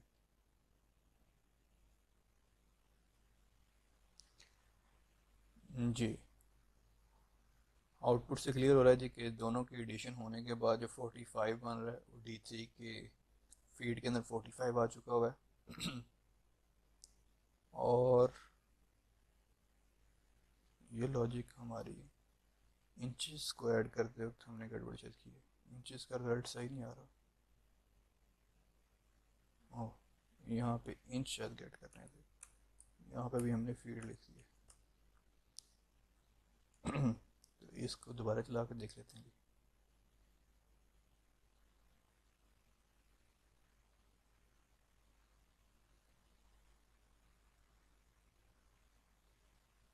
फीड की रिजल्ट भी ठीक होगा जी, 10 + 45 55 फीट बन गए। और इंचेस की अगर बात करें 3.7 + 10.5 तो वो 14.2 बन गए। तो इस तरीके से हम लोग अपने बाइनरी ऑपरेटर्स को ओवरलोड कर सकते हैं। जैसे हमने अरिथमेटिक किसी ऑपरेटर को ओवरलोड किया है वैसे ही हम बाकी अरिथमेटिक ऑपरेटर्स को भी ओवरलोड कर सकते हैं। एंड सिमिलरली अगर हम दूसरे किसी ग्रुप के ऑपरेटर को ओवरलोड करने की बात करें, सपोज के मैं कंपैरिजन का ऑपरेटर ओवरलोड करना चाह रहा हूँ, और कंपैरिजन के ऑपरेटर के अंदर लेट्स सपोज मैं चाह रहा हूँ जी कि मैं जो उसमें हमारे पास जो ऑब्जेक्ट्स हैं उनकी वैल्यू को कंपेयर करना चाह रहा हूँ कि दो ऑब्जेक्ट्स की जो वैल्यूज़ हैं वो आइडेंटिकल हैं या नहीं हैं। अगर वो आइडेंटिकल होंगी तो हम कह सकते हैं कि दोनों ऑब्जेक्ट्स इक्वल हैं, अगर आइडेंटिकल नहीं है तो हम कह देंगे जी कि दोनों ऑब्जेक्ट्स की वैल्यू इक्वल्स नहीं है। तो एक ऑपरेटर और ओवरलोड कर लेते हैं जी इसी मेंबर क्लास के अंदर ही। लेट्स सपोज उसे हम कह रहे हैं जी कि कंपैरिजन ऑपरेटर। ऑपरेटर है जिसको अब हम ओवरलोड करने जा रहे हैं वो कंपैरिजन है, इक्वल इक्वल्स टू। हम चाह रहे हैं जी कि अगर दोनों के फीट की वैल्यूज भी सेम हैं और दोनों के इंचेस की वैल्यू भी सेम है तो अब हम रिटर्न करेंगे इसको ट्रू या फॉल की फॉर्म में, या इधर ये वैल्यूज ट्रू होंगी या ये वैल्यूज फॉल्स होंगी इस फंक्शन के रिजल्ट के केस में। तो इसमें अब हमें टेम्परेरी ऑब्जेक्ट रिक्वायर नहीं है। अच्छा जी, हम कह रहे हैं जी कि इफ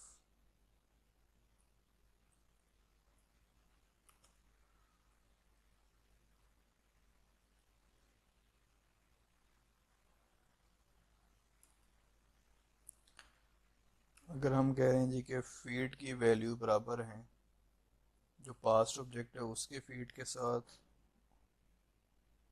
और सिमिलरली इसको कंपेयर कर लेते हैं जी, और अगर यही कंडीशन ट्रू है इंचेस के लिए भी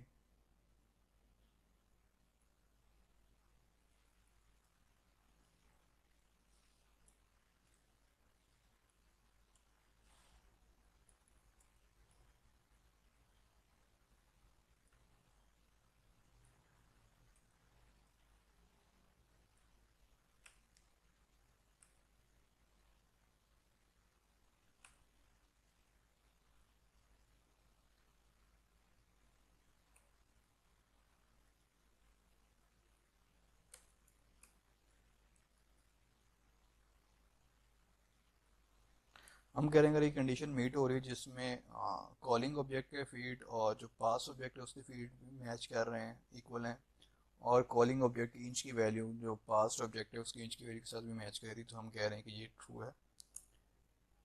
एल्स हम कह रहे हैं जी कि ये फॉल्स है।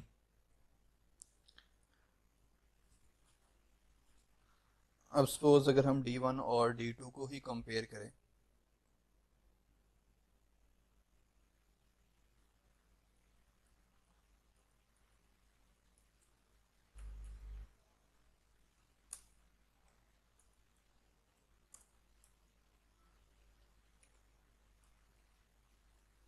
अगर मैं कह रहा हूँ कि D1 double equals to D2 है, अगर ये ट्रू रिटर्न करेगा,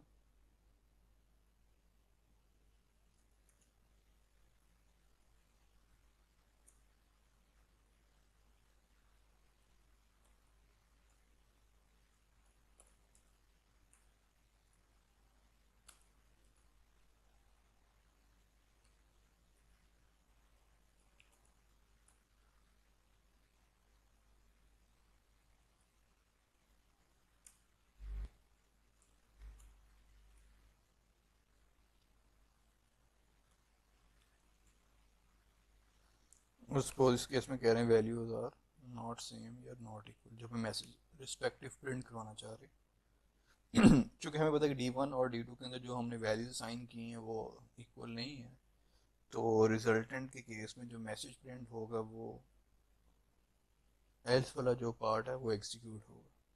तो चला के देखते हैं जिसको।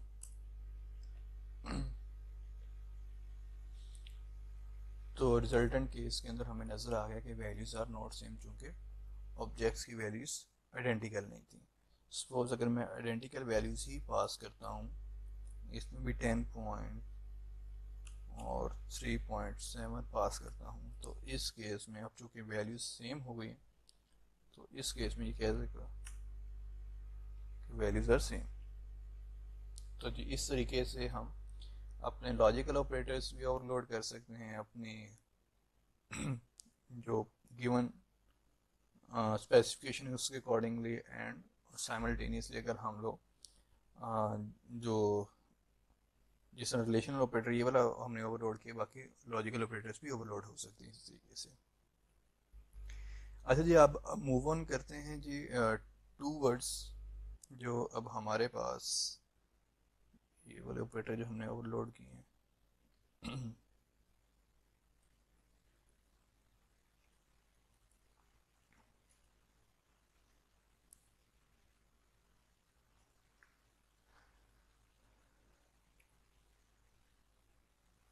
अच्छा जी, अब हम मूव ऑन करने जा रहे हैं जी सबस्क्रिप्ट ऑपरेटर की ओवरलोडिंग में। लेट्स सपोज मैं चाह रहा हूँ कि मैंने सबस्क्रिप्ट वाला ऑपरेटर ओवरलोड करना है। सबस्क्रिप्ट वाला ऑपरेटर ओवरलोड करने का मतलब क्या है कि लेट्स सपोज हमारी जो क्लास है वो कोई एक एरे कैरी कर रही है, और अगर मैं लिखता हूँ कि मैंने एक ऑब्जेक्ट के किसी इंडेक्स को एक्सेस करना है, तो वो एक्चुअल में जाकर मेरी एरे की उस सर्टन इंडेक्स को एक्सेस करे, और एक्सेस करने पे जो भी मैं चीज़ मैनिपुलेट करना चाह रहा हूँ वो मैं मैनिपुलेट कर सकूँ।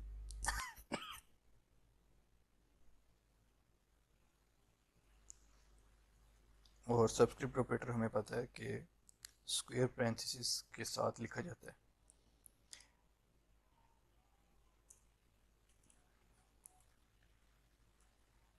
सबस्क्रिप्ट के ऑपरेटर हम जिस क्लास के ऊपर ऑपरेट करने जा रहे हैं, चूँकि हमारे पास जो डिस्टेंस क्लास है उसके अंदर बेसिकली ऐसा कोई मेथड हमने डिफाइन नहीं किया हुआ, या ऐसे कोई डाटा मेंबर नहीं है जो कि अरे कैरी कर रहा हो।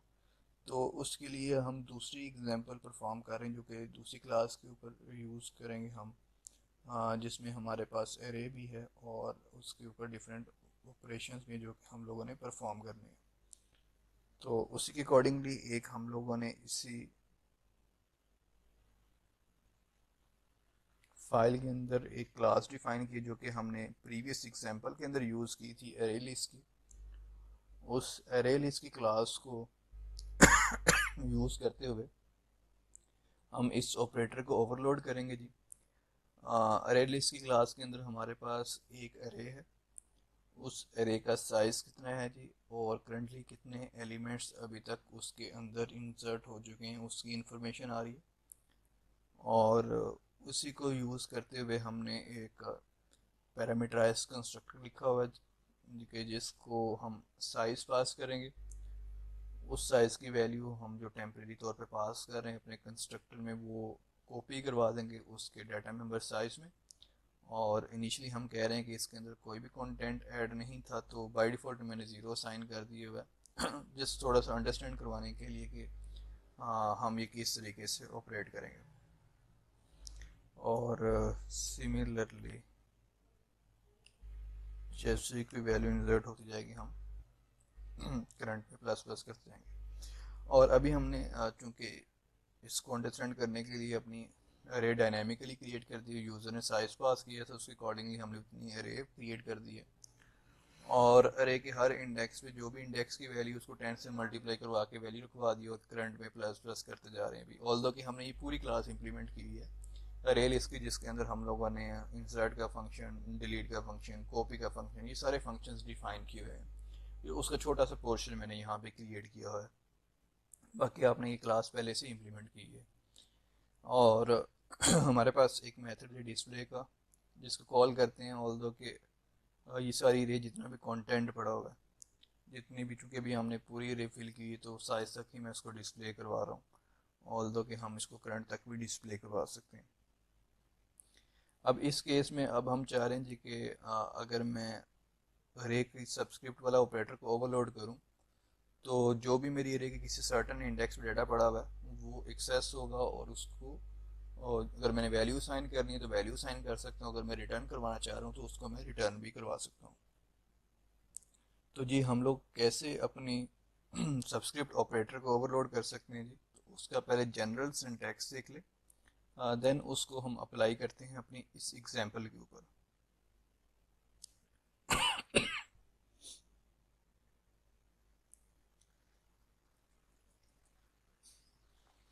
सबसे पहले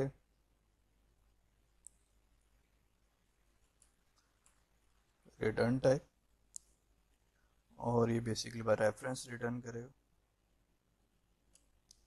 देन कीवर्ड ऑपरेटर, सब्सक्रिप्ट वाला ऑपरेटर ओवरलोड कर रहे हैं तो सब्सक्रिप्ट आएगा। और इसमें चूंकि हम इंडेक्स पास करेंगे कि जिसके थ्रू हमने उसको एक्सेस करना है, तो सब्सक्रिप्ट में जो इंडेक्स पास होगा ये वो वाला बेसिकली इंडेक्स है। तो ये बेसिकली इसका जनरल सिंटैक्स है अपने सब्सक्रिप्ट वाले ऑपरेटर को ओवरलोड करने के लिए।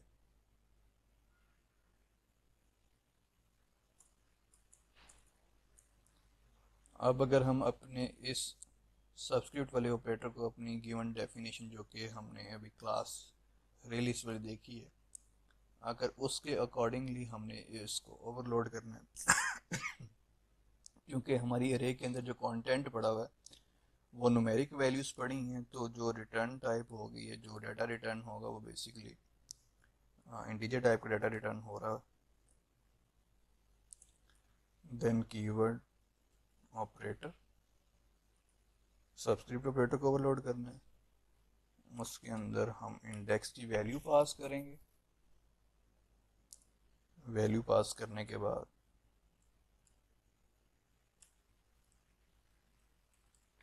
जो लॉजिक इंप्लीमेंट करनी है, चूंकि इंडेक्स आ रहा है तो पहले हमने ये चीज़ मेक श्योर करनी है कि इंडेक्स एक वैलिड इंडेक्स है।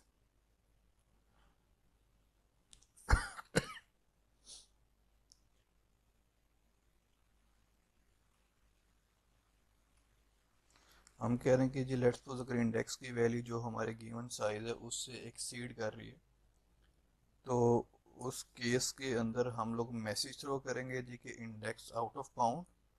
और सिमिलरली उसी टाइम पे हम जो इंडेक्स की वैल्यू रिटर्न कर देंगे वो जीरो इंडेक्स की सपोज वैल्यू रिटर्न कर देते हैं। ये अगर आपने वैल्यू रिटर्न नहीं भी करनी, माइनस वाली कोई वैल्यू रिटर्न कर दें, ऐसी वैल्यू रिटर्न कर दें जो कि आपकी लैंग्वेज का पार्ट नहीं है, ये जो आपके डेटा का पार्ट नहीं है।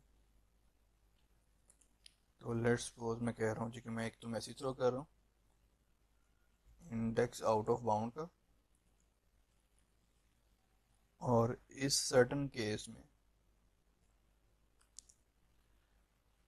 मैं जो डाटा रिटर्न कर रहा हूँ वो सपोज -1 वैल्यू रिटर्न कर देता हूँ, ताकि पता लग जाए कि ये वैल्यू हमारी डाटा सेट का पार्ट नहीं थी। या हम अरे की ज़ीरो इंडेक्स की वैल्यू भी रिटर्न कर सकते हैं। अदरवाइज अगर हमारा जो इंडेक्स हमने पास किया वो एक वैलिड इंडेक्स है, तो उस केस में सिंपली हम रिटर्न करेंगे अपनी अरे के गिवन इंडेक्स पे जो भी वैल्यू पड़ी है वो वही रिटर्न कर देंगे, और ये हमारा फंक्शन यहाँ पे क्लोज हो जाएगा। अब बेसिकली होगा क्या, हाँ, अब हम अपने ऑब्जेक्ट के साथ सबस्क्रिप्ट ऑपरेटर लगाएंगे, और उस सबस्क्रिप्ट ऑपरेटर के अंदर जो भी इंडेक्स पास करेंगे अगर वो वैलिड इंडेक्स होगा तो उस इंडेक्स पे पड़ी हुई हमारी एरे के सर्टन उसी इंडेक्स का जो डाटा है वो रिटर्न हो जाएगा।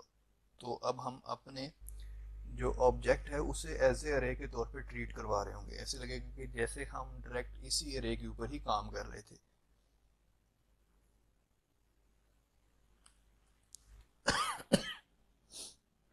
तो जी इस फंक्शन को चला के देखते हैं जी, अपनी एरे वाली क्लास के अंदर। ये हमारी एरे वाली क्लास है, इसी के डिस्प्ले मेथड्स वाले लेट्स सपोज इसको कॉपी कर देते हैं।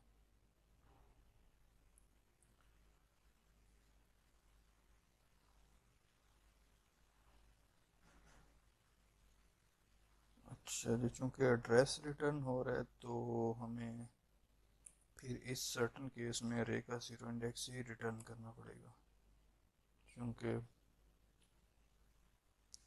यहाँ से हम चाह रहे हैं कि एड्रेस रिटर्न होगा। चलें जी, इस डेफिनेशन के अकॉर्डिंगली अब हम इसको चला के देखते हैं।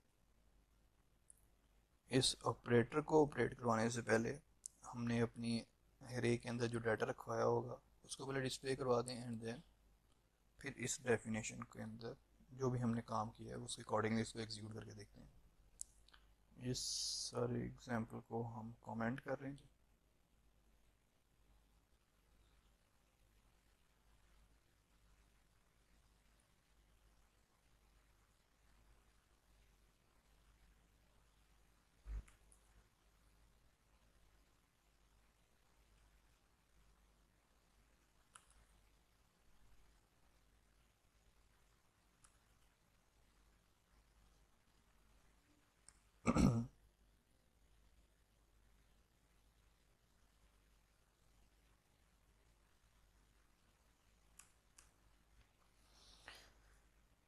जी अरे लिस्ट क्लास का हमने एक ऑब्जेक्ट क्रिएट कर लिया जी, लेट्स सपोज list1 के नाम से, और इसके अंदर हमने साइज पास कर दिया 5। ये 5 साइज की लिस्ट बन गई।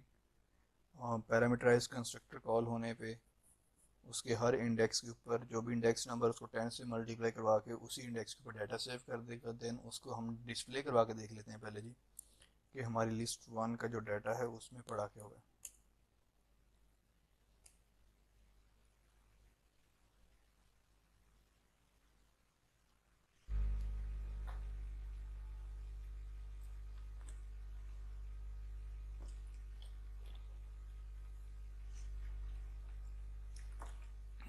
ये शायद सिस्टम पोज भी कमेंट हो चुका है जिसकी वजह से स्क्रीन पोज नहीं हुई। अगेन ट्राई करते हैं।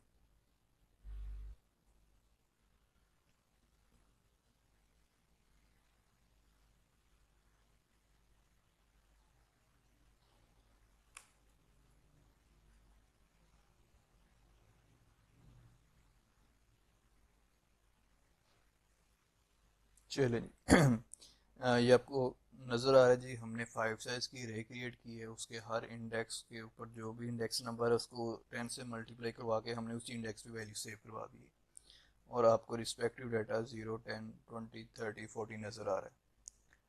अच्छा, सपोज करें जी कि अब हमने अपना वो जो सब्सक्रिप्ट वाला ऑपरेटर ओवरलोड किया हुआ है, उस ऑपरेटर के थ्रू मैं डायरेक्टली किसी सर्टन इंडेक्स का डाटा गेट करके उसको डिस्प्ले करवाना चाह रहा हूँ। फॉर एग्जांपल, अब मैं डायरेक्ट ऑब्जेक्ट के साथ सब्सक्रिप्ट ऑपरेटर लगा रहा हूँ, और सब्सक्रिप्ट ऑपरेटर लगाने के बाद मैंने लेट्स सपोज अगर 2 लिखा है, तो बेसिकली सेकंड इंडेक्स के ऊपर जो वैल्यू पड़ी थी उसको रिटर्न कर देगा, एंड देन उसको हम लोग डिस्प्ले करवा के देख रहे हैं जी कि वो वैल्यू डिस्प्ले क्या होती है।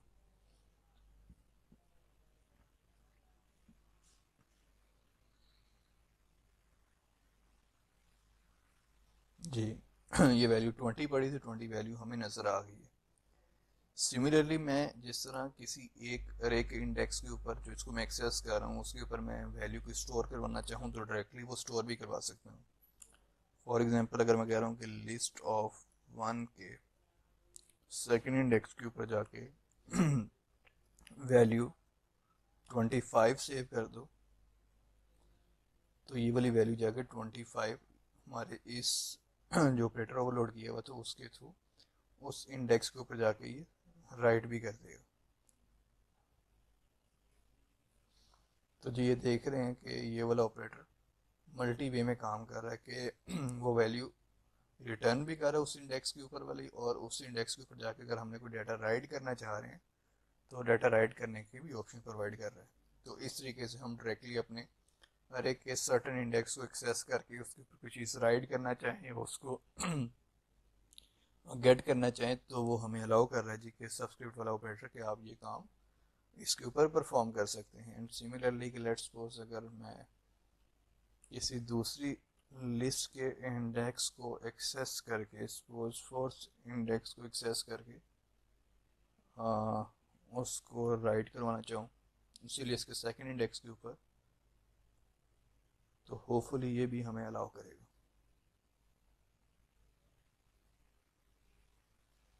जी ये नज़र आ रहा है आपको, सेकंड इंडेक्स के ऊपर जाके 40 कॉपी कर दी उसने, और वो जब हम डिस्प्ले करवा रहे हैं तो सेकंड इंडेक्स के ऊपर 40 पड़ा भी हुआ है। तो इस तरीके से हम सब्सक्रिप्ट ऑपरेटर को अपने क्लास के अंदर ओवरलोड कर सकते हैं जी। तो ये बेसिकली कॉन्सेप्ट था सारा ऑपरेटर ओवरलोडिंग का, कैसे हम लोग सर्टेन टाइप के ऑपरेटर्स को ओवरलोड कर सकते हैं अपनी क्लास के अंदर according to our own need के जिस स्पेसिफिकेशन के अकॉर्डिंगली हम उनको ओवरलोड करना चाहें हम उसकी डेफिनेशन प्रोवाइड कर सकते हैं।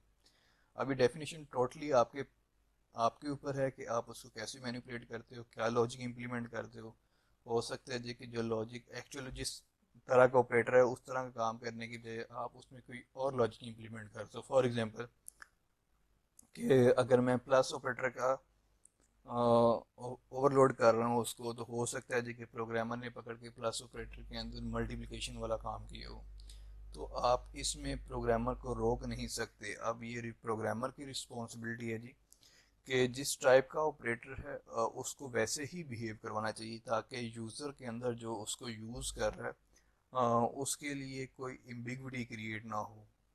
कंपाइलर के लिए तो कोई एम्बिग्विटी नहीं, पर यूज़र के लिए वो एक्सपेक्ट कर रहा होगा जी कि प्लस का ऑपरेटर किसी ने ओवरलोड किया है तो उसके अंदर प्लस वाला ही काम किया होगा, रादर देन कि उसमें मल्टीप्लिकेशन वाला कोई लॉजिक इंप्लीमेंट की हो। तो इसको आपने मेक श्योर करना है कि जब आप जो ऑपरेटर ओवरलोड कर रहे हैं वो उसी तरह का काम ही, उसी नेचर का टास्क ही परफॉर्म कर रहा हो। आगे मूव ऑन कर रहे हैं जी फ्रेंड फंक्शंस के ऊपर कि बेसिकली फ्रेंड फंक्शंस होते क्या हैं और हम इन्हें कैसे यूज़ कर सकते हैं। अच्छा, friend functions basically normal functions की तरह ही होते हैं जो कि हमारी क्लास के डाटा मेंबर नहीं होते। हम इन्हें आउटसाइड क्लास क्रिएट करते हैं और हमारी क्लास के डाटा मेंबर नहीं होते। बट जब हम इन्हें अपनी क्लास के अंदर एज ए फ्रेंड डिक्लेयर करते हैं तो आपके जो आउटसाइडर फंक्शंस भी होते हैं उनके अंदर भी ये फंक्शनैलिटी इनेबल हो जाती है कि वो आपकी क्लास के जो अपने डाटा मेंबर्स हैं, चाहे वो प्राइवेट डाटा मेंबर्स हैं या वो पब्लिक डाटा मेंबर्स हैं, तो आपके फ्रेंड फंक्शंस को एक्सेस मिल जाती है कि वो उनको यूज़ कर सकें। अब फ्रेंड फंक्शंस हम किस तरीके से क्रिएट करते हैं, कैसे डिक्लेयर करते हैं जी, इसके ऊपर देखते हैं जी। तो बेसिकली फ्रेंड फंक्शंस होते क्या हैं जी।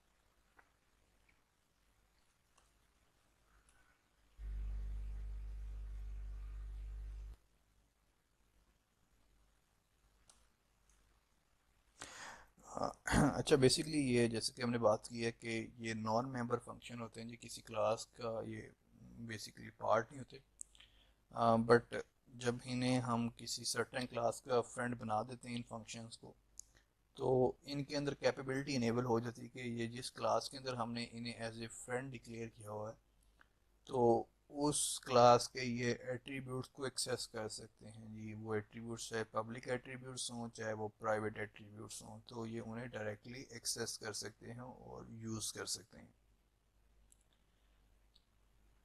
अच्छा, तो अगर हमने अपने फ्रेंड फंक्शंस को कहीं पे डिफ़ाइन करना है और डिफ़ाइन करने के बाद अगर यूज़ करना चाह रहे हैं तो हम नॉर्मली इसको कैसे यूज़ करेंगे, चलें जी देखते हैं। फॉर एग्ज़ाम्पल अगर मैं कह रहा हूँ जी कि फ्रेंड फंक्शन अगर मैंने क्रिएट करना है, तो ये नॉर्मल जैसे फंक्शन हम क्रिएट करते हैं वैसे ही उस फंक्शन की डेफिनेशन प्रोवाइड करेंगे। For example ji,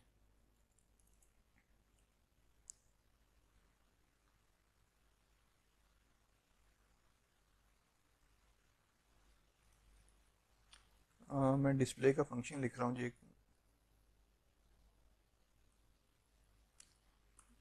non member function है जी। तो एग्जिस्टिंग क्लास का कोई डिस्प्ले का फंक्शन हो तो उससे डिफ्रेंशिएट करने के लिए मैंने इसका नाम नॉन मेंबर डिस्प्ले फंक्शन रख दिया है।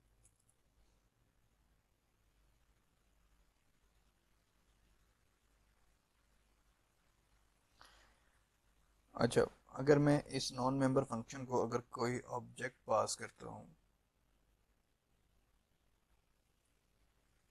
अगर हम इसको डिस्टेंस क्लास के अंदर जाके अगर कहीं पे एज ए फ्रेंड डिक्लेयर कर रहे हैं, तो मैं सपोज कर रहा हूँ कि अगर मैं इस मेंबर फंक्शन के अंदर डिस्टेंस टाइप का एक ऑब्जेक्ट पास कर रहा हूँ, टेम्परेरी डिस्टेंस।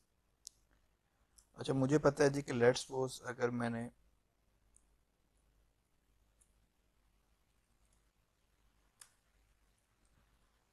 इस नॉन मेंबर फंक्शन को, जो कि हमारी क्लास का पार्ट नहीं है, उसके इस गिवन ऑब्जेक्ट के थ्रू उसके डाटा मेंबर्स को एक्सेस करना है, तो किसी भी नॉन मेंबर क्लास के फंक्शन को जिसको आप कोई ऑब्जेक्ट पास कर रहे हैं किसी क्लास का, तो उस ऑब्जेक्ट को यूज़ करते हुए मैं उस क्लास के मेथड्स को या उस क्लास के जो पब्लिक एट्रीब्यूट्स हैं या पब्लिक जो भी डाटा टाइप आपने डिफाइन किए हैं, जो भी डाटा मेंबर्स पब्लिक हैं, उनको तो एक्सेस कर सकता हूँ। फॉर एग्जांपल नॉर्मली हम अपने पब्लिक मेथड्स को ही पब्लिकली डिक्लेयर करते हैं, बट जो हमारे एट्रीब्यूट्स होते हैं उनको हम प्राइवेटली डिक्लेयर करते हैं। अगर डिस्टेंस क्लास की बात करें तो लेट्स सपोज अगर डिस्टेंस क्लास के अंदर अगर मेरे पास डिस्प्ले का मेथड है, तो मुझे पता है कि चूंकि डिस्प्ले का मेथड पब्लिक मेथड है और मेरे पास एक क्लास का ऑब्जेक्ट आ रहा है, तो उस ऑब्जेक्ट के थ्रू अगर मैं कॉल करूँगा डिस्प्ले के मेथड को तो वो एक्सेस कर लेगा, क्योंकि आप अपने पब्लिक मेथड्स को कहीं भी एक्सेस कर सकते हैं अगर आपके पास ऑब्जेक्ट है तो। बट अगर मैं इस क्लास के अंदर इसके प्राइवेट एट्रीब्यूट को एक्सेस करने की कोशिश करूँ, T D dot let's suppose अगर मैं कहता हूँ कि मैंने फीड को एक्सेस करना था और उसको एक्सेस करके कोई वैल्यू असाइन करनी थी, तो मुझे पता है कि चूंकि ये नॉन मेंबर फंक्शन है, क्लास का एट्रीब्यूट नहीं है, तो इस केस के अंदर अगर मैं इस ऑब्जेक्ट के थ्रू प्राइवेट एट्रीब्यूट को एक्सेस कर रहा हूँ और हम एक्सपेक्ट कर रहे हैं कि ये प्राइवेट एट्रीब्यूट है,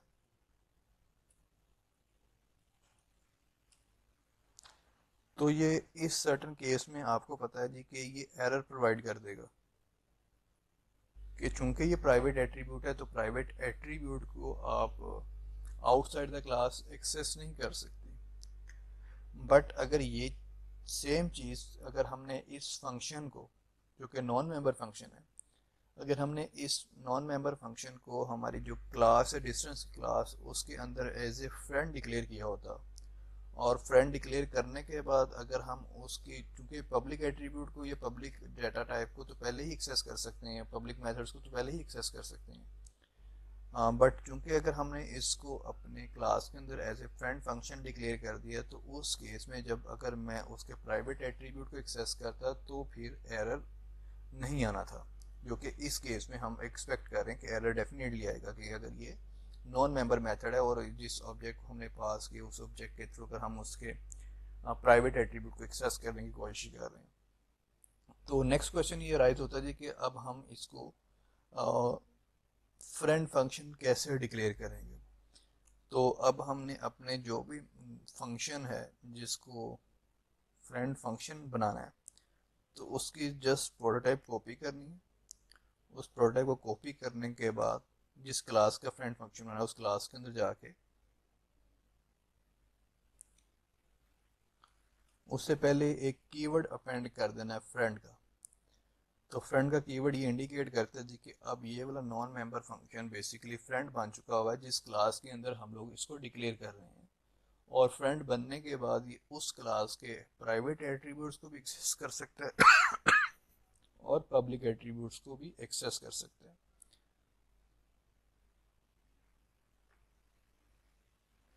तो चलें जी, इसी फंक्शन को अब हम यूज़ करते हैं जी अपने क्लास के अंदर। डिस्टेंस क्लास जो हमने बनाई है इसी के अंदर, इसको जी ये वाली क्लास हाइड कर रहा हूँ मैं जी, डिस्टेंस वाली क्लास इनेबल कर रहे हैं।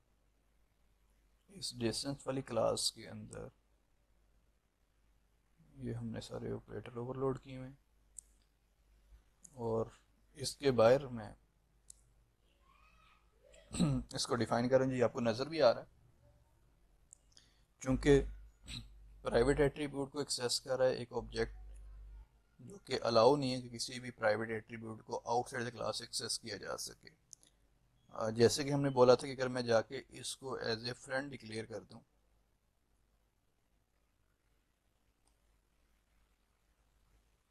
सपोज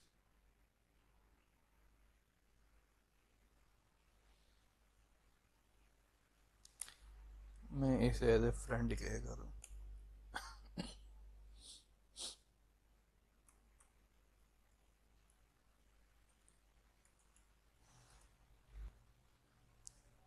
अब फ्रेंड डिक्लेयर करने के बाद देखिएगा जी नीचे वो जो एरर आ रहा था वो अब एरर सॉर्ट आउट हो चुका हुआ है।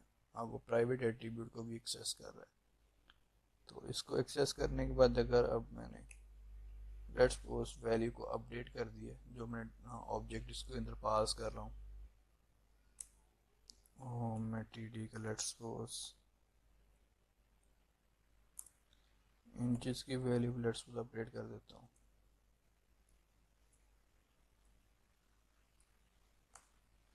एंड देन टी डी का जो मेथड डिस्प्ले का उसको कॉल करता हूँ। तो अभी मेरे पास अपडेटेड डेटा डिस्प्ले करेगा।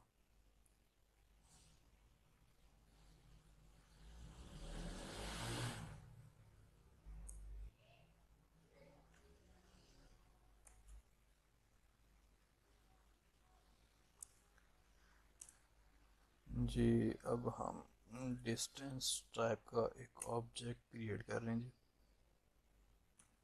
डी।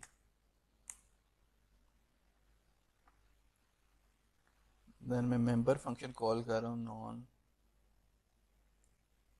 मेंबर डिस्प्ले को, और इसको हमने ऑब्जेक्ट डी पास कर दिया।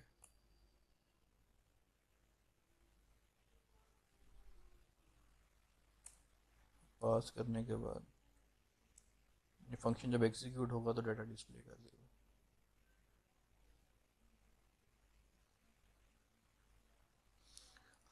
जी ये देख सकते हैं जी, आपके डी वाला ऑब्जेक्ट जो उसके अंदर कॉपी हुआ था जी, उसके अंदर नीचे वाली 00 पड़ी थी, वो कॉपी होने के बाद डाटा अपडेट हो गया और जब डिस्प्ले करवा रहा तो प्रिटी डाटा डिस्प्ले हो रहा है। तो इस तरीके से हम अपने फ्रेंड फंक्शंस डिफाइन कर सकते हैं अपनी क्लासेस के अंदर।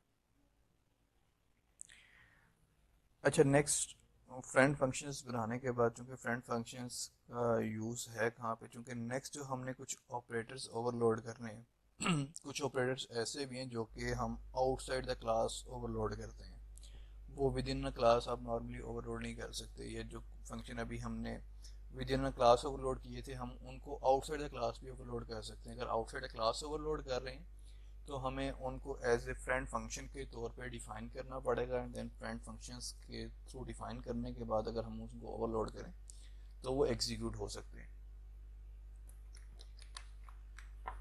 फॉर एग्जांपल जी, सपोज कर रहे हैं जी कि ऑल्दो अभी तक हमने जो मेथड्स ओवरलोड किए थे जी अपने डिस्टेंस क्लास के अंदर, उसमें आप देखें जी इक्वल्स टू का ऑपरेटर है, प्लस का ऑपरेटर है, और हमने इंक्रीमेंट और डिक्रीमेंट का ऑपरेटर ओवरलोड किए हैं। सपोज अगर हम बाइनरी ऑपरेटर को आउटसाइड द क्लास ओवरलोड करना चाहें तो वो हम कैसे डिफाइन करेंगे?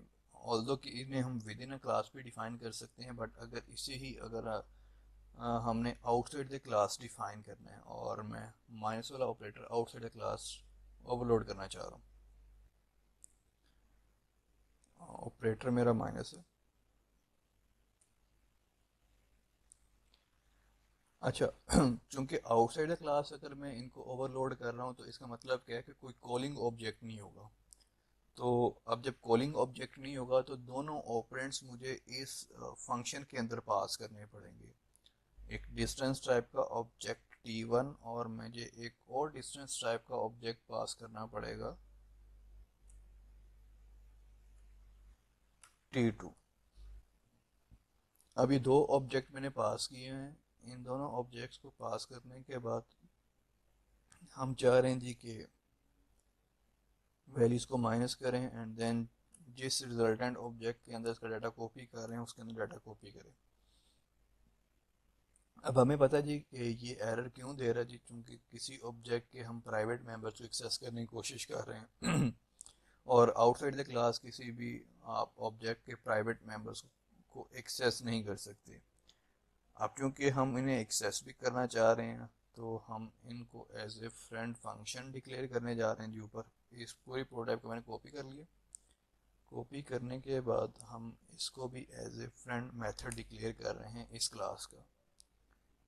फ्रेंड बनाने के बाद ही हम इसके एट्रीब्यूट्स को डायरेक्टली एक्सेस कर सकते हैं आउटसाइड द क्लास।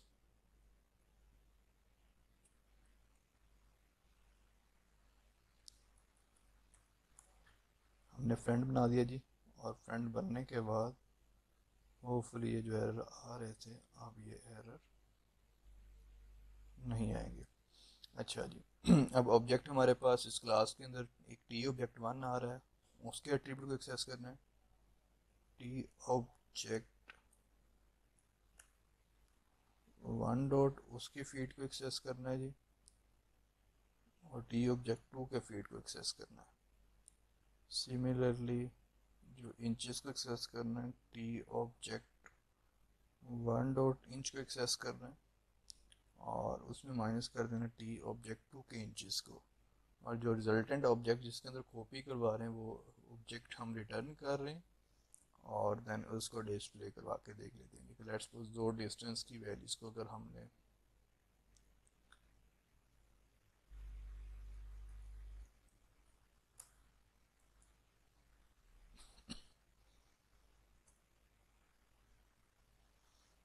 क्योंकि D1 D2 हमने शायद ऊपर कहीं पे यूज़ किए हुए थे, तो ताकि कोड को रीयूज़ करने पे एरर ना आ जाए। D4 हम रख लेते हैं जिसमें 20 लेट्स सपोज 3.9 है, और डिस्टेंस टाइप का ऑब्जेक्ट D5 जिसमें लेट्स सपोज पड़ा हुआ जी 9 पड़ा हुआ कोमा 1.5। ये दो ऑब्जेक्ट बन गए जी डिस्टेंस टाइप का ऑब्जेक्ट जिसमें कॉपी करना है इसका रिजल्टेंट वैल्यू को।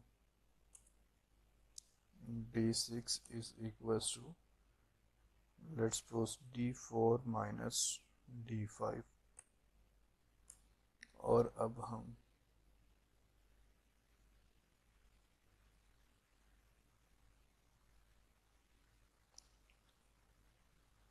इसको डिस्प्ले कर देते हैं जी D6 डॉट डिस्प्ले।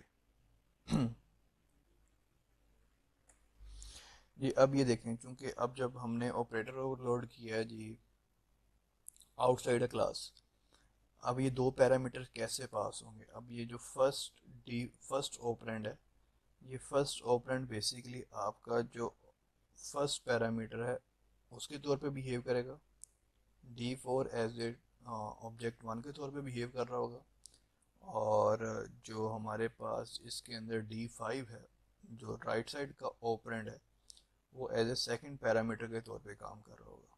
तो इस तरीके से ये फंक्शन कॉल इनिशिएट होगी और उसका जो भी रिजल्टेंट वैल्यूज़ आ रही हैं वो जिस ऑब्जेक्ट में रिसीव कर रहे हैं उस ऑब्जेक्ट की वैल्यू कॉपी हो जाएंगी D6 में और उसको डिस्प्ले करके देख रहे हैं जी हम।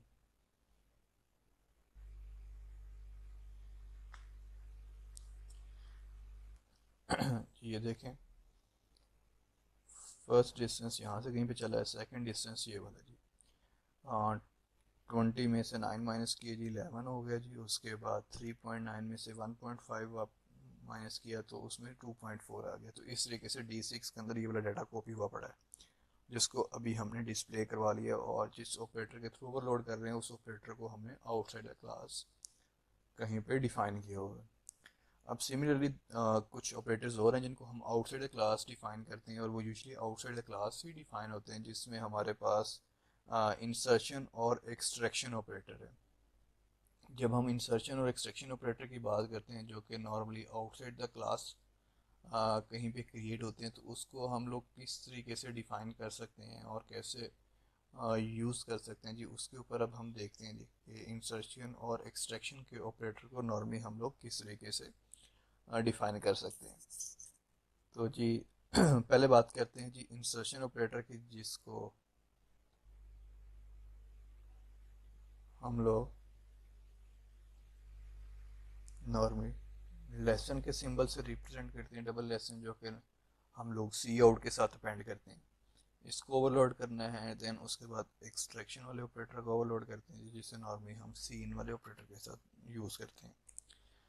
ये दोनों ऑपरेटर्स आउटसाइड द क्लास जाके ओवरलोड होते हैं जी। तो इसका बेसिक जनरल सिंटैक्स पहले देख लें। तो जनरल सिंटैक्स में सबसे पहले, क्योंकि जो सी आउट वाला बेसिकली ऑब्जेक्ट है वो हमारी ओ स्ट्रीम क्लास का ऑब्जेक्ट होता है जी, तो उसमें रिटर्न टाइप में ओ स्ट्रीम और ये बाय रेफरेंस आ रहा होगा। देन हमारे पास कीवर्ड ऑपरेटर, ऑपरेटर जिन ऑपरेटर को हम ओवरलोड कर रहे हैं वो इंसर्शन ऑपरेटर बेसिकली।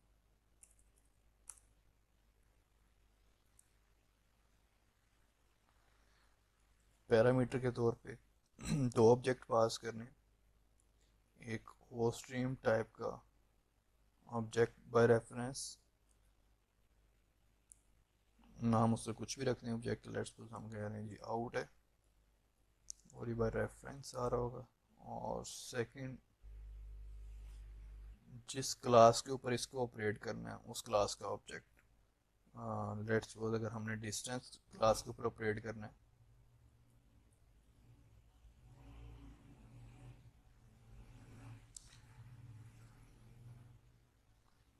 तो ये बेसिकली उसका जनरल सिंटैक्स है जी। इसी सिंटैक्स के अकॉर्डिंगली अब हम इसे ऑपरेट करने जा रहे हैं जी, ओवरलोड करने जा रहे हैं अपनी डिस्टेंस क्लास के लिए। कि जब मैं डिस्टेंस टाइप के ऑब्जेक्ट के ऊपर ये वाला ऑपरेटर ओवरलोड करूं तो जिस तरह सी आउट डाटा डिस्प्ले कर देता है, अब ये हमारे पूरे क्लास के अंदर जो भी एट्रीब्यूट्स हमने डिफाइन किए होंगे उन तमाम एट्रीब्यूट्स का डाटा डिस्प्ले कर देगा इस एक ऑपरेटर की कॉल करने पे।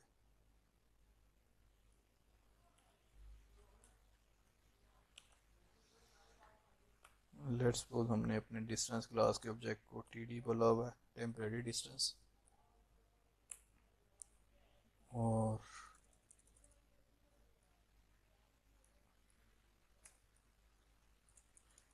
इसमें सिंपली हम सी आउट कर रहे हैं जी।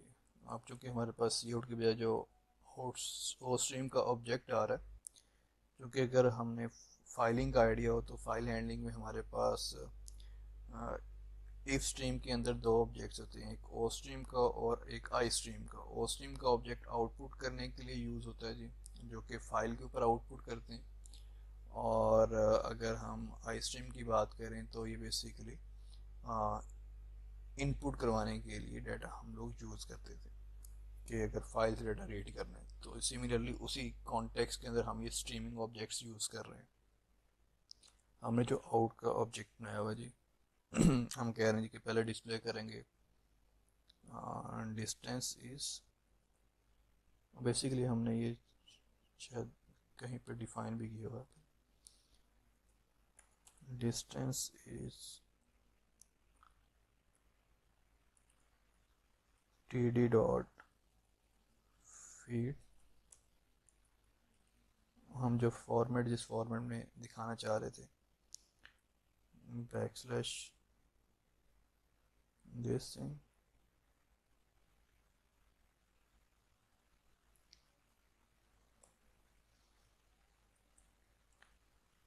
देन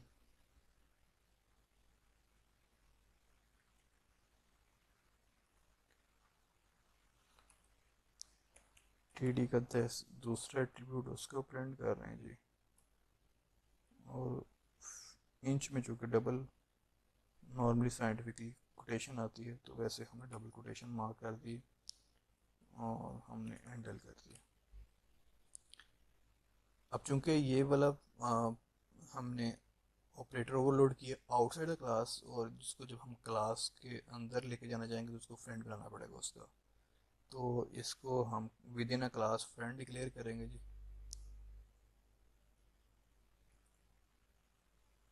इसको कह देंगे जी कि ये बेसिकली फ्रेंड है हमारी डिस्टेंस क्लास का। तो इसी के अकॉर्डिंगली अब इसको रन करके देखते हैं जी। और इसी के साथ साथ अगर हम एक्सट्रैक्शन ऑपरेटर भी ओवरलोड कर दें तो हम इन्हें इकट्ठा चला कर देख लेंगे जी। सेम काम जिस तरह ओ स्ट्रीम है वैसे ही आई स्ट्रीम इंसर्शन के लिए यूज़ होती है। जिस तरह जी, अब ये आई स्ट्रीम टाइप का ऑब्जेक्ट है, इनपुट रीड करने के लिए होता है। ऑपरेटर इंसर्शन का जी ग्रेटर देन के दो सिंबल होते हैं। पैरामीटर में आई स्ट्रीम का एक ऑब्जेक्ट जाएगा जी, जिससे लेट्स सपोज हम इन कह रहे हैं, जिस तरह सीन होता है हम इसका नाम इन रख देते हैं। और दूसरा जिस क्लास के लिए ओवरलोड करना है उस क्लास टाइप का। अब अगर एक्चुअल में इसको हम अपनी क्लास के लिए ओवरलोड कर रहे हैं तो I stream operator greater then वाले ऑपरेटर आ गए। आई स्ट्रीम टाइप का ऑब्जेक्ट आ गया जिसका नाम हमने लेट्स सपोज इन सपोज किया हुआ है। और डिस्टेंस टाइप का ऑब्जेक्ट टी डी। और अगर हम इसकी डेफिनेशन की बात करें वो ऊपर तो आ गया जी, जिसको हमने प्रोटोटाइप को डिफाइन करना है। डेफिनेशन के अंदर istream operator greater than istream जी, देन आई स्ट्रीम टाइप का जो ऑब्जेक्ट हमने इन सपोज किया हुआ है।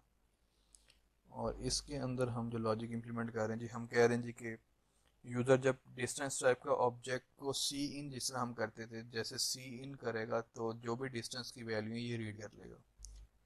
तो हम पहले मैसेज प्रिंट कर देते हैं जी कि let's suppose enter the value of feet. और उसकी वैल्यू रीड करने के बाद हम कह रहे हैं जी कि इन के ऑब्जेक्ट के through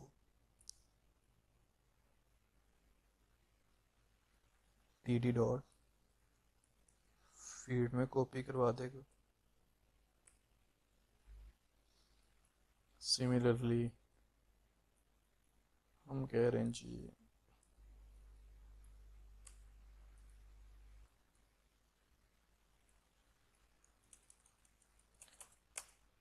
enter the value of inches, और इंचेस की वैल्यू रीड करने पे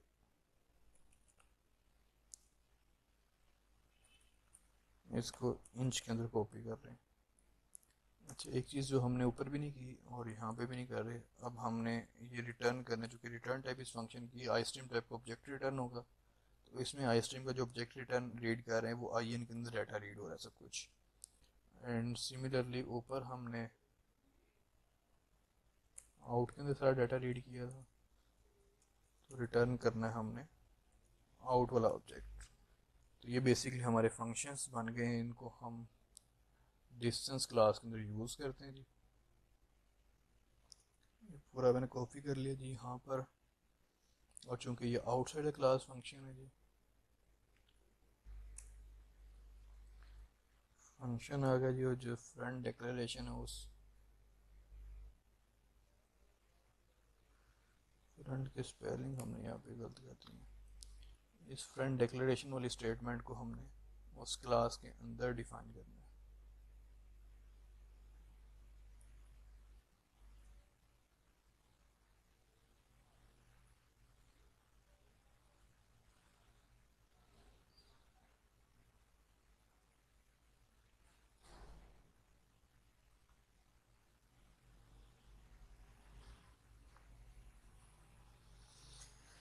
चलें जी, इसको डिफाइन कर दिया। अब लेट्स सपोज चला के देखते हैं अभी हम अपने इंसर्शन ऑपरेटर को।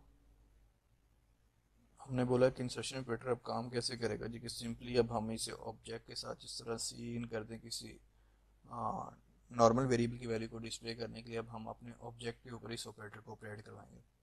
सपोज यहाँ पे डिस्टेंस टाइप का हमने ऑब्जेक्ट क्रिएट किया हुआ था D6 जो कि वैल्यू होल्ड कर रहा था, और इसको पहले डिस्प्ले के फंक्शन के थ्रू कॉल कर रहे थे। अब हम सिंपली सी आउट कर रहे हैं D6 वाले ऑब्जेक्ट को। अब इस पे हमारा वो इंसर्शन ऑपरेटर कॉल होगा जी, जिसमें पैरामीटर पास हो जाएंगे एंड देन इसके अंदर जो भी डाटा पड़ा होगा D6 के अंदर वो रीड करके डिस्प्ले करवा देगा।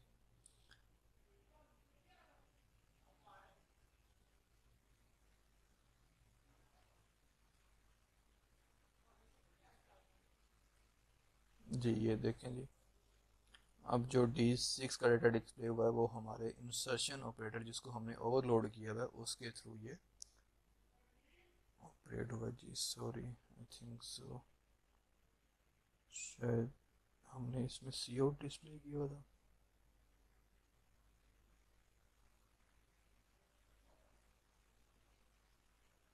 हमारे इस ऑपरेटर में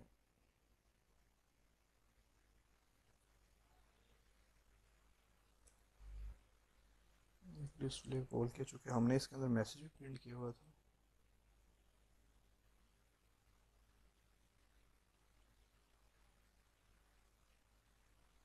distance is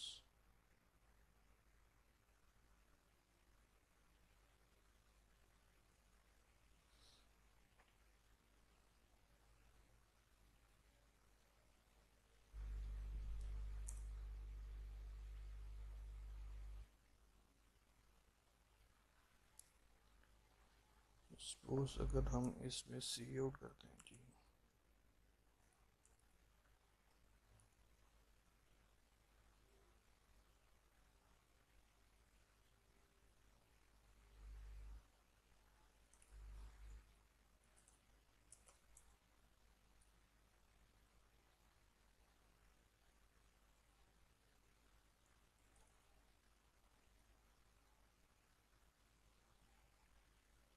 let me check ठीक है ये प्रिंट कर भी रहा है।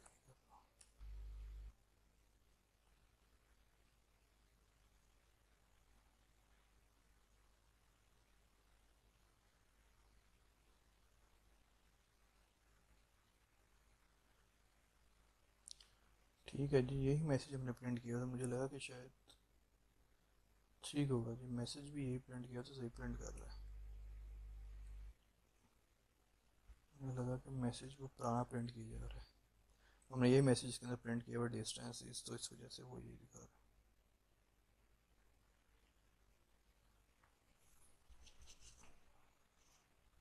क्योंकि ये सेम हमने मैसेज वो डिस्प्ले के फंक्शन के अंदर भी लिखा हुआ था, तो मुझे लगा कि शायद ये वो वाला डिस्प्ले तो नहीं चला।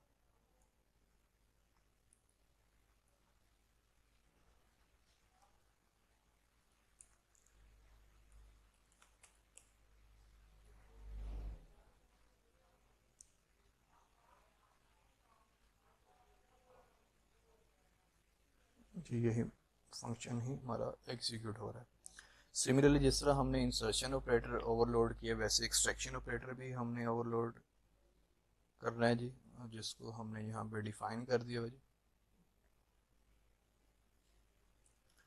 एक इसको यहाँ फ्रेंड के स्पेलिंग ठीक कर दें जी, और ये हमारा एक्सट्रैक्शन ऑपरेटर है। अब इस एक्सट्रैक्शन ऑपरेटर को अब हम कॉल करने जा रहे हैं जी, इसको क्लास में डिफाइन करते हैं, देन इसको कॉल करते हैं जी।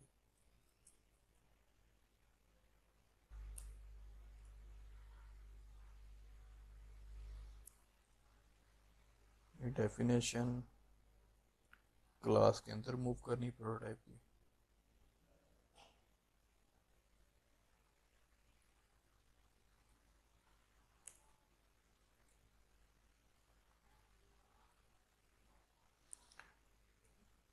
अब सिंपली डाटा रीड करने के लिए सपोज अब हमें कोई मेथड को एक्सेस करना नहीं पड़ेगा, सिंपली इन ऑपरेटर्स को ही एक्सेस करना पड़ेगा जिसके थ्रू हम इसको यूज़ करते हुए एक्सेस कर सकते हैं।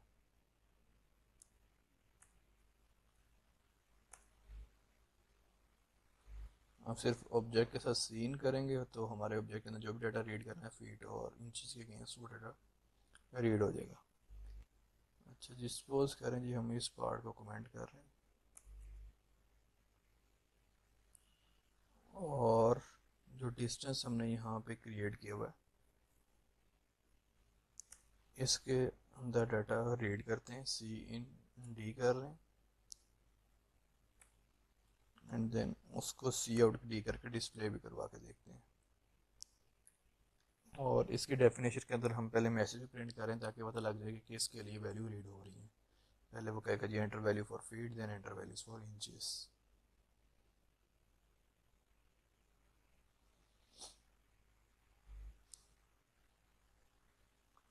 जो सपोज फीट की वैल्यू हमने 12 ऐड कर दी, इंचेस की वैल्यू 3.5 ऐड कर दी, तो जो डिस्टेंस आ गया जी इस ऑब्जेक्ट का 12 फीट 3.5 इंचेस। थोड़ा मैसेज को बेहतर करने के लिए जी गैप के साथ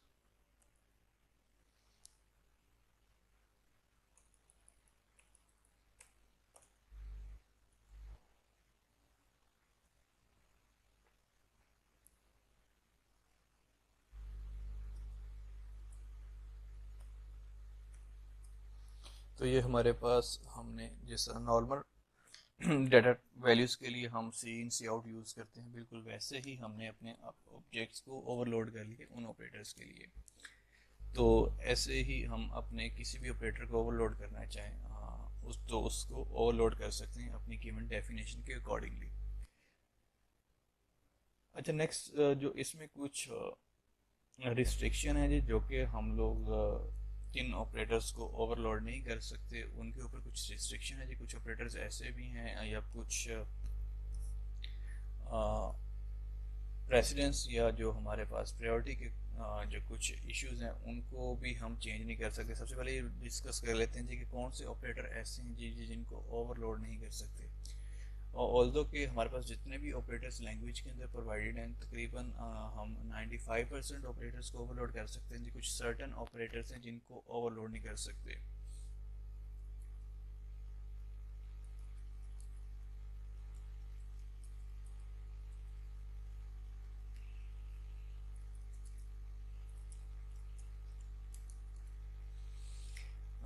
इसमें हमारे पास डॉट ऑपरेटर है,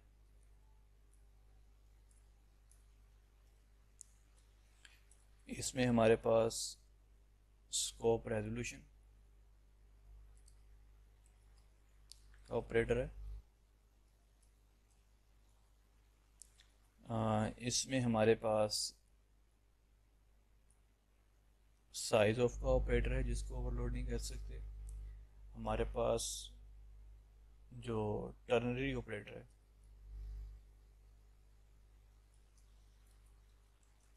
जिसे हम इफ एल्स के लिए यूज़ करते हैं,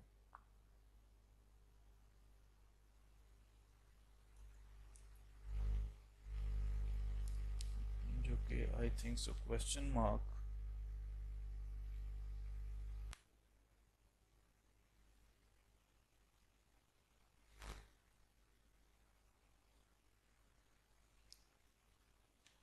अच्छा जी, क्वेश्चन मार्क का ऑपरेटर, ये क्वेश्चन मार्क का ऑपरेटर प्लस जो हमारे पास कॉलन ऑपरेटर है वो भी ओवरलोड नहीं हो सकती, जिसे हम टर्नरी ऑपरेटर बोलते हैं। तो ये कुछ ऑपरेटर्स हैं जिनको आप ओवरलोड नहीं कर सकते। और इसके साथ साथ ही हमारे पास जो ऑपरेटर गिवन होते हैं, जो प्रेसिडेंस जो एग्जिस्टिंग ऑपरेटर्स की ही है वही प्रेसिडेंस को ही हम लोग यूज़ कर सकते हैं। उनकी प्रेसिडेंस को हम वी स्टेज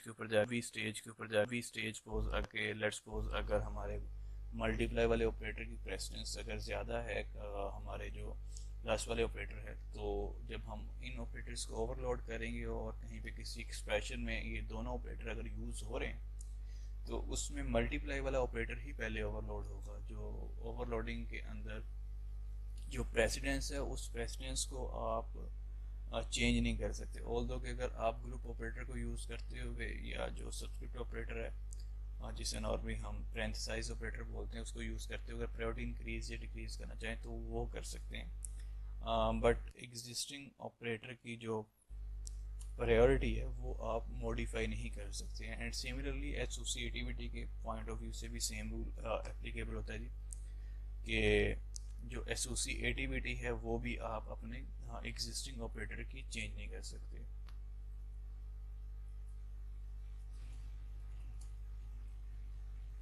और इसमें यह भी है कि जी कि हम कोई नया ऑपरेटर, कोई ऐसा ऑपरेटर डिफाइन नहीं कर सकते जो कि लैंग्वेज के अंदर प्रोवाइडेड नहीं है।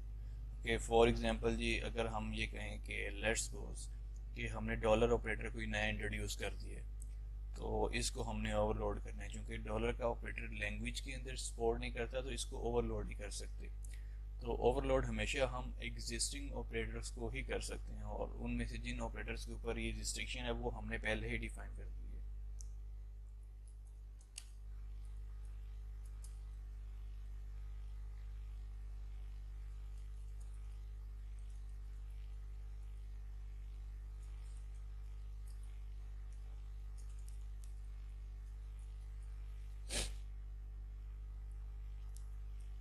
देन